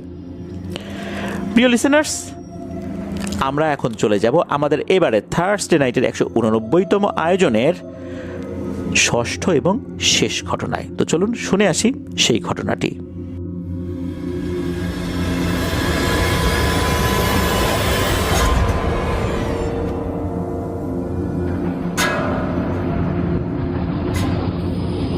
প্রিয় লিসেনার্স, ফিরে এলাম আমরা আমাদের এবারের থার্সডে নাইটের 189তম আয়োজনের ষষ্ঠ এবং শেষ ঘটনায়। এখন যে ঘটনাটি আপনাদের সাথে শেয়ার করব, এই ঘটনাটি বেশ শিক্ষণীয়। কেন বলছি? ঘটনাটি পুরোপুরি শোনার পর আপনারা ইনশাল্লাহ অনুধাবন করতে সক্ষম হবেন। ঘটনাটি আমাদেরকে যিনি পাঠিয়েছেন ওনার নাম মোহাম্মদ জাহিদ হাসান রাসেল। উনি বর্তমানে গাজীপুর সদরের ভবানীপুর নামক স্থানে রয়েছেন। উনি একটি পোশাক কারখানার কোয়ালিটি ডিপার্টমেন্টে কর্মরত রয়েছেন। ওনার দেশের বাড়ি দিনাজপুর জেলার ঘোড়াঘাট উপজেলার 3 নং সিংড়া ইউনিয়নের ভেলামারি নামক গ্রামে। ঘটনাটি 1993 থেকে 95 সালের মধ্যে ঘটে যাওয়া। ঘটনাটি ওনার ফুপুর সাথে ঘটেছিল। ঘটনাটি যেখানে ঘটেছে সেখানকার একটু বর্ণনা না দিলেই নয়। একদিকে বয়ে গেছে প্রবাহমান করতোয়া নদী, তার একটু দূরে অবস্থিত কুদরতের দিঘি। এই দিঘির জন্ম নাকি হয়েছিল 1 রাতের মধ্যে, এই জন্য লোকজন এটাকে কুদরতের দিঘি নামে ডাকত। এখন অবশ্য এটা নদীর ভিতরে চলে গেছে। এটার বিপরীতে রয়েছে বালুচর, যেখানে কয়েকটি পরিবারের বসবাস, আর এক পাশে ছিল জঙ্গল। বর্তমানে অবশ্য এই জঙ্গলটাও নদীর ভেতরেই পড়ে গেছে। তো ওই সময়, অর্থাৎ সেই 1993 সালের কথা বলছি, নব্য বিবাহিত দম্পতি এই রাসেল ভাইয়ের ফুপু রেবিনা আর ফুপা হায়দার আলী, তো ওনাদের ঘর উজালা করে এক ফুটফুটে সুন্দর পুত্র সন্তানের জন্ম হয়, যার নাম রাখা হয় রানা। পরিবারে নেমে আসে আনন্দের উৎসব। দেখতে অনেক সুন্দর ছিল এই রানার চেহারা। রাসেল ভাইদের বাড়ি তখন ছিল নদীর এপারে। ওনার বাবা তখন এই রাসেল ভাইয়ের ফুপুকে সবসময় দেখতে যেতেন, ফুপুর বাড়িতে বেড়াতে গেলে কিছু না কিছু দিয়ে আসতেন। যেহেতু এই রাসেল ভাইয়ের ফুপু রাসেল ভাইয়ের বাবার খুবই আদরের বোন ছিল, এই জন্য সুযোগ পেলেই ফুপুর বাড়িতে কিছু না কিছু উনি দিয়েই আসতেন। তাছাড়া আরেকটা সমস্যা ছিল, ওই সময় ফুপুর পরিবারে বেশ অভাব ছিল, আর রানাকে সবাই ভালোবাসতো। আর সবসময় তো ফুপু আসা যাওয়া করতো রাসেল ভাইদের বাড়িতে, আত্মীয় স্বজনদের বাড়িতে। রানার বয়স যখন 7 মাস, তখন ফুপু একটা কাজ করেন, সেটা হচ্ছে যে এই রাসেল ভাইদের বাড়িতে বেড়াতে আসেন, বেশ সপ্তাহখানেক এখানে থাকেন, তারপর আবার নিজ বাড়িতে চলে যান। চলে যাওয়ার সময় দেখা যাচ্ছে রানার চেহারা মাশাআল্লাহ অনেক সুন্দর। এর মধ্যে কিন্তু কোনো সমস্যা হয়নি। সমস্যা শুরু হয় উনি বাড়িতে যাবার পর। এই ফুপুর শাশুড়ি উনি একদিন একটি স্বপ্ন দেখেন। স্বপ্নে একটি লোক তাকে বলছে, তোর কাছে একটা জিনিস চাইবো, তুই যদি দিয়ে দিস তাহলে তাকে অনেক টাকা দেব। স্বপ্নে তাকে নাকি টাকার একটা ড্যাগ বা পাতিল দেখানো হয়, এর মধ্যে স্বর্ণের চকচকে কয়েনগুলো দেখা যাচ্ছে। তখন ওই অবয়বটা নাকি বলে, তোকে এই টাকাগুলো দিয়ে দিব, তুই এর বিনিময়ে রানাকে আমাকে দিয়ে দিবি। টাকার লোভ আসলে এমন একটা জিনিস, এটা খুবই ভয়ঙ্কর জিনিস। রানার দাদি 7-5 না ভেবে স্বপ্নে দেখা ওই অবয়বটাকে বলে দেয়, হ্যাঁ আমি রাজি। এইটা ছিল ভয়ঙ্কর এক পিশাচ। এই পিশাচটা দাদিকে শিখিয়ে দেয় কোথায় কিভাবে কি কাজ করতে হবে, তাহলে ওই অবয়বটা রানাকে নিয়ে যেতে পারবে। দাদি একথা শোনেন স্বপ্নের মধ্যেই। ওই সময়ে বন্যা হয়েছিল ওই এলাকায়। তো ফুপু রানাকে দাদির কাছে রেখে কাপড় কাচতে নদীতে গিয়েছেন। বেলা তখন ঠিক দুপুরবেলা। দাদি তখন ওই পিশাচের শিখিয়ে দেয়া সেই পদ্ধতি অনুসরণ করতে থাকেন। তবে উনি ভাবছেন যে কিভাবে কি কাজ করব, কেউ যদি দেখে ফেলে, লোকজন যদি কোনো প্রশ্ন করে, কি করব, এটা নিয়ে উনি কিছুক্ষণ দ্বিধাদ্বন্দ্বে ভুগতে থাকেন। একটা পরে সিদ্ধান্ত নিয়েই ফেলেন যে কাজটা করবই। দাদি চতুর্দিকে ভালো করে চেয়ে দেখেন যে আশেপাশে কেউ আছে কিনা। এরপর উনি দোলনায় শুইয়ে রাখা রানাকে আস্তে করে কোলে তুলে নেন। এরপর ওই যে পিশাচটা শিখিয়ে দিয়েছিল যেভাবে, ঠিক ওইভাবে কাজ করতে থাকেন। সে কি করে, প্রথমে একটা কুলার উপরে রানাকে শুইয়ে দেয়। পুপুর ঘরের একদিকে একটা মাচা ছিল, রানাকে কুলার মধ্যে শুইয়ে দেওয়া হয়, আর ওই মাচার নিচে নরম স্যাঁতসেঁতে জায়গায় কিছুক্ষণের জন্য রেখে দেয় দাদি। এটা ছিল প্রথম কাজ। কিন্তু একটা সমস্যা হয়, একজন ফুপু উনি আবার ওই দিকটা দিয়ে বাড়িতে যাচ্ছিলেন। তো উনি যখন এটা দেখেছেন, উনি এই বিষয়টা খেয়াল করেছেন। ওনার মনে একটা সন্দেহ লাগে যে কী ব্যাপার, ঘটনাটা কি, রানার দাদি কি করে। ওনার মনে একটু সন্দেহ জাগে। বিরক্তির সাথে জিজ্ঞেস করেন যে আপনি কি করেন, এতটুকু বাচ্চাকে মাচার নিচে রাখছেন কেন, যদি ওর গায়ের উপর কিছু পড়ে, আর কুলার উপর কেন রাখছেন এই ভেজা স্যাঁতসেঁতে জায়গায়। তো ওনার তো বেশ রাগ উঠেছে যে এত সুন্দর একটা বাচ্চাকে এইভাবে মাচার নিচে অন্ধকারের ভিতরে শুয়ে রেখেছে। আর উপর থেকে কিছু পড়া বলতে উনি কিন্তু পোকামাকড়ের কথা বুঝিয়েছেন, উনি তো আর জানেন না যে আসলে ঘটনাটা কি। এ কথা শোনার পর দাদি কি করেছেন, রানাকে সেখান থেকে বের করেছেন। ওই যে যিনি দেখলেন, ওনার মনের মধ্যে কিন্তু একটু খটকা রয়েই যায় যে ঘটনা নাকি, এইখানে রাখছে কেন। তবে এই খটকাটা ওনার মনের মধ্যেই ছিল, উনি এটা এক সময় ভুলেও যান। কিছুক্ষণ পরে ফুপু কাপড় কাচা শেষ করে বাসায় চলে আসেন, এসে রানাকে কোলে নেন। এরপর কেটে যায় 2 দিন কোনো সমস্যা ছাড়াই। 3 দিনের দিন ফুপু খেয়াল করেন যে রানার চোখের নিচে কালো দাগ পড়ে গেছে, আর রানার জ্বরও চলে এসছে। প্রথমে স্বাভাবিকভাবে তারা ট্রিটমেন্ট দিয়েছে, স্বাভাবিক কোনো কিছুই মনে করেছে, চিকিৎসা করা হয়, কিন্তু কিছুতেই জ্বর কমে না। দিন দিন বেড়েই চলেছে অসুস্থতা। তার সাথে ফুপু লক্ষ্য করেন হাসি খুশি থাকা ছেলেটা কেমন যেন নিস্তেজ হয়ে যাচ্ছে, আর উপরের দিকে এক দৃষ্টিতে তাকিয়ে থাকে। মনে হচ্ছে কোনো কিছু ও দেখছে, মাঝে মাঝে ভয়ও পাচ্ছে। কিন্তু ও তো ছোট মানুষ, ও তো আর বলতে পারছে না, এতটুকু বাচ্চা। এইভাবে দিনের পর দিন চলতে থাকে। রানার সুস্থ হওয়ার কোনো লক্ষণই দেখা যায় না। ধীরে ধীরে চোখের নিচের কালো দাগ আরও বড় হতে থাকে। কুলায় ওঠানোর ঘটনার 1 মাস পর রানা কোনো এক সন্ধ্যায় পৃথিবীর মায়া ত্যাগ করে চলে যায় না ফেরার দেশে। কান্নার রোল পড়ে যায় পুরো বাড়িতে। এত সুন্দর একটা বাচ্চার মৃত্যু কেউই মেনে নিতে পারছিল না। ঠিক ওই মুহূর্তে ওই যেই মহিলা যিনি দেখেছিলেন আর একজন দাদি, উনি এসে দেখে রানার এই অবস্থা। তখন উনি ভীষণ রাগারাগি করেন দাদির উপরে যে এই মহিলা তার নাতিটারে কি একটা কাজ করলো, নিশ্চয়ই ওই কারণে অসুস্থ হয়েছে। এরপর দাদি বুঝতে পারেন উনি আসলে কি ভুলটা করেছেন। তার লোভের জন্য বলি হতে হলো এক নিষ্পাপ শিশুকে। এই ঘটনাটি মূলত ওই যে যিনি দেখেছিলেন তার মনে আরও বেশি সন্দেহ সৃষ্টি করেছিল, যেহেতু রানা মারা গেল আর উনি ওই সময় দেখেছিলেন। কেন এমনটা হলো? উনি তখনই বলেন যে রানার লাশটা রাখো, আগে কোনো একজন ভালো ফকির বা কবিরাজকে ডাকো। আমার মনে হচ্ছে এখানে অন্য কোনো কিছু রয়েছে। এই বিষয়টা সুরাহা না করে ওকে দাফন কাফন করো না, আমার মনে সন্দেহ লাগতেছে। এইটা যখন উনি বলেছেন তখনই ওই গ্রামের একজন ফকির বলতে কিন্তু ওই যে ভিক্ষা করা ফকির না, যারা ঝাড়ফুঁক করে, অনেক জায়গায় তাদেরকে ফকির বলে, কবিরাজ না বলে আর কি। তো ওরকম একজন ফকির ছিলেন, তার নাম হচ্ছে আব্দুল করিম। তাকে করিম চাচা বলেই অনেকে ডাকতেন। তবে এই করিম চাচা আবার এই ফুপুর বড় চাচাতো ভাইও হন, অর্থাৎ আত্মীয় হন। এই করিম চাচা কবিরাজি করতেন, কারো অসুখ বিসুখ করে ঝাড়ফুঁক করতেন। করিম চাচা চলে আসছেন। এদিকে সন্তান হারা মায়ের অবস্থা আসলে কেমন হতে পারে, ঠিক তেমনই হয় ফুপুর অবস্থা। করিম চাচা আসেন, আসার পর নিয়ম মাফিক কিছু রিচুয়াল শুরু করেন। উনি তখন বুঝতে পারেন এই ঘটনাটি অস্বাভাবিক। তখন ফুপুর উপরে সেই পিশাচকে হাজির করা হয়। ওই পিশাচ হাজির হওয়ার পর সে যে বর্ণনা দেয় তা শোনার জন্য কেউই প্রস্তুত ছিল না। সেই পিশাচটি জানায় তার নাম কালী, আর পিশাচটি তার প্রাপ্য পেয়ে গেছে। এই রানাকে এই পিশাচটি ভোগ হিসাবে গ্রহণ করেছে। তখন করিম চাচা বলে, তোকে কে দিয়েছে এই ভোগ? ভোগ তো মানুষ না দিলে তোরা পাস না, কিভাবে ভোগটা নিলি বল? তখন সেই পিশাচ উত্তর দেয়, ওর কাছের মানুষ দিয়েছে, অন্য কেউ না। তখন কবিরাজের সন্দেহ হয়, কাছের মানুষ দিয়েছে মানে কে দিয়েছে? এই যে এই সমস্ত কথোপকথন হচ্ছে, এই ঘটনার সাক্ষী কিন্তু অনেক মানুষ সেখানে হাজির ছিল।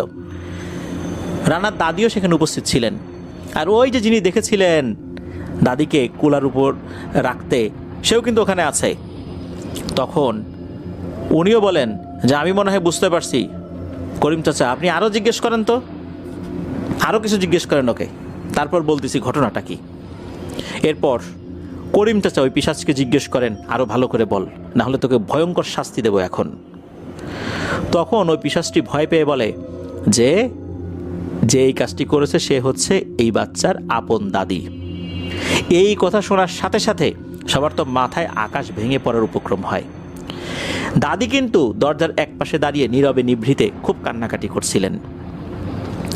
তখন ওই যে যিনি দেখেছিলেন উনি বলেন যে হ্যাঁ, এইবার আমি বুঝছি ঘটনাটা কি হয়েছে। আমি তো এটা দেখছিলাম এরকম ঘটনা, আমি তো তখন বুঝতে পারি নাই, আমি মনে করছি এমনিই রাখছে। এর ভিতরে যে এত কিছু ছিল তা যদি আমি জানতাম তাহলে তো আমি শুরুতেই এর মাকে বলে দিতাম, কিন্তু আমি তো বুঝতে পারি নাই। হাই এ আমি কি করলাম, কেন বুঝতে পারলাম না? এরপর যিনি দেখেছিলেন উনি নিজেই নিজেকে অনেকটা দোষারোপ করছিলেন যে কেন আমি বুঝতে পারলাম না, তাহলে তো এই বাচ্চাটার জীবনটা রক্ষা করার জন্য তো চেষ্টা করা যেত। যাই হোক, আসলে রানা তো পৃথিবীর মায়া ত্যাগ করে চলে গেছে। এরপর পিশাচকে বলা হয়, তুই এই ভোগ নিয়ে কি করলি?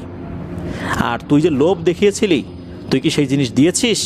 তখন ওই প্রতারক পিশাচ বলে, না আমি ভোগ দেইনি, ভোগ আমি নিয়েছি কিন্তু ওদেরকে ওই উপহারটা দেইনি। কেননা আমি এভাবেই মানুষের সাথে প্রতারণা করে তাদের কাছ থেকে নরবলি নেই, বিনিময়ে তাদেরকে কিছুই দেই না। রানার দাদিকেও আমি কিছু দেই নেই, আর দেবও না। এই বাচ্চাটা নিয়ে যাওয়ার পর আমার শক্তি আরও বেড়ে গেছে। এরপর ওই করিম চাচার ভয়ানক রাগ হয়, রাগ হওয়াটাই স্বাভাবিক। উনি সেই পিশাচের উপর চড়াও হন, সেই পিশাচকে যন্ত্রণা দিতে থাকেন। সেই পিশাচকে বলেন তুই এক্ষুনি চলে যাবি। ওই পিশাচটা বলে না, আমি যাব না। হ্যাঁ আমি যাব, এই বাচ্চার মাকে নিয়ে তারপর যাব। এই বাচ্চাকে নেওয়ার সাথে সাথে এই বাচ্চার মায়ের উপরও আমার অধিকার প্রতিষ্ঠিত হয়ে গেছে, এই বাচ্চার মাকেও মারবো আমি। এই কথা শোনার সাথে সাথে করিম চাচা এমন রাগান্বিত হয়েছিলেন যে ওই পিশাচকে ওখানেই মেরে ফেলবেন। তবে উনি কিছু একটা চিন্তা করে মারলেন না, ওই পিশাচকে তার মতো করে রুকিয়া করে ভয়ঙ্কর যন্ত্রণা দিতে থাকলেন এবং ওয়াদা করালেন সে আর কখনোই এখানে আসবে না। তবে সেই পিশাচটি একটা কথা বলে চলে যায়। সে রাজি হয় চলে যেতে, তবে একটা কথা বলে যায় যে হ্যাঁ আমি আসবো না, তবে আমার কিছু প্রভাব কিন্তু এদের উপর থাকবেই, আমি যদি নাও আসি। কারণ এই রানাকে বলি হিসাবে নেবার পর এর পরিবারের উপর আমার অন্য ধরনের একটা বিষয় তৈরি হয়ে গেছে, আমি চলে গেলেও এর প্রভাব সেখানে থাকবেই।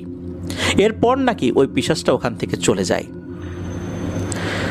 পরিবারের আর কোনো সদস্যদেরকে সরাসরি ক্ষতি করবে না এই শর্তেই তাকে ছেড়ে দেওয়া হয়। পরবর্তীতে দেখা যায় যে ফুপুও অসুস্থ হয়ে গিয়েছিলেন, উনিও ধীরে ধীরে সুস্থ হয়ে ওঠেন। কারণ রানার মৃত্যুর পর উনিও বেশ কিছুটা অসুস্থ হয়ে গিয়েছিলেন। রানার মৃত্যুর আগে থেকেই উনি আস্তে আস্তে অসুস্থ হতে থাকেন, তবে এই অসুস্থতার কারণটাকেও ধরতে পারেনি, এটা স্বাভাবিকভাবে অনেকে মনে করেছে। তো ফুপু উনি তো তার সন্তানকে হারালেন, আর দাদি উনি লোভে পড়ে যে কাজটি করলেন সারাটা জীবন উনি এটা নিয়ে আফসোস করেছেন, কি কাজটা উনি করলেন। তবে পরবর্তীতে যেটা হয় সেটা হচ্ছে ফুপুর কিন্তু আরও 3 সন্তান জন্মগ্রহণ করে। পরবর্তীতে 2টা মেয়ের জন্ম হয়, একটা মেয়ে মারা গিয়েছিল অসুখ হয়ে। 2008 সালে একটি ছেলে জন্ম হয়, বর্তমানে তার বয়স 17 বছর। কিন্তু তার বয়স বাড়লেও শারীরিকভাবে 6 বছরের বাচ্চার উচ্চতা যতটুকু তার উচ্চতার ততটুকু। ঘটনাটা এ পর্যন্তই। প্রিয় লিসেনার্স, একবার ভাবুন কি ভয়ঙ্কর একটা ব্যাপার, কিভাবে ধূর্ত প্রতারক জিনেরা মানুষকে প্রতারণা করতে থাকে। দাদির সাথে প্রতারণা করেছিল, দাদুকে লোভ দেখিয়েছিল, দাদু সেই লোভে পড়ে গিয়েছিলেন, আর এতেই হয়ে গেল বিপত্তি। একটা ছোট্ট শিশু, ফুটফুটে শিশু রানাকে মরতে হলো। রানার ভাগ্য আল্লাহ তাআলা হয়তো এভাবেই লিখে রেখেছিলেন, এই জন্যই তাকে মরতে হয়েছে। কিন্তু অনেক সময় মানুষ তার নিজের ভুলে ভাগ্যের বিপর্যয় ঘটায়, যেমনটা হয়েছিল এই দাদির বেলায়। আল্লাহ তাআলা ফুপুকে সুস্থতা দান করেছিলেন আল্লাহর রহমতে। ওই কালী নামক ধূর্ত প্রতারক পিশাচটাকে তাড়াতেও এই করিম চাচা সক্ষম হয়েছিলেন আলহামদুলিল্লাহ। কিন্তু এই যে ফুপুর আর একটা মেয়ে যে মারা গেল অসুখ হয়ে, এর পেছনেও ধারণা করা হয় যে ওই প্রতারক পিশাচের হাত থাকতেও পারে। আর ওনার যে ছেলে, যার 17 বছর বয়স হবার পরও এখনও 6 বছরের বাচ্চার উচ্চতার মতো, তার উপরও ওই প্রভাবটা যে রয়েছে এটাও অনুমান করা হয়। ঘটনা এই পর্যন্তই প্রিয় লিসেনার্স। আমি শুরুতে বলেছিলাম এই ঘটনার মধ্যে শিক্ষণীয় একটি ব্যাপার রয়েছে। শিক্ষণীয় ব্যাপার এটাই, স্বপ্নের মধ্যে অনেকে সুপারি চায়, বিভিন্ন ফল চায়, এই জিনিসগুলো দেয়া যাবে না। এখন প্রশ্ন আসতে পারে যে স্বপ্নের মধ্যে তো আমাদের উপর নিয়ন্ত্রণ অন্য কেউ করতে পারে, নিজের উপর তো নিজেদের নিয়ন্ত্রণ থাকে না, তখন কি করব? এই ধরনের স্বপ্নগুলোর হিসাবটা আলাদা। এই স্বপ্নগুলো তখন আমাদের কাছে বাস্তবের মতো মনে হবে।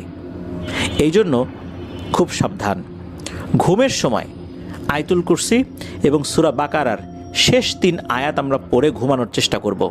ইনশাল্লাহ স্বপ্নের মধ্যে দুষ্টু জিনেরা এসে আমাদেরকে এই ধরনের স্বপ্ন দেখাতেও পারবে না, আর ঘুমের ভেতরে আমাদেরকে এসে কোনো কিছু খাওয়াতেও পারবে না, আমাদের শরীরের ভেতরেও প্রবেশ করতে পারবে না।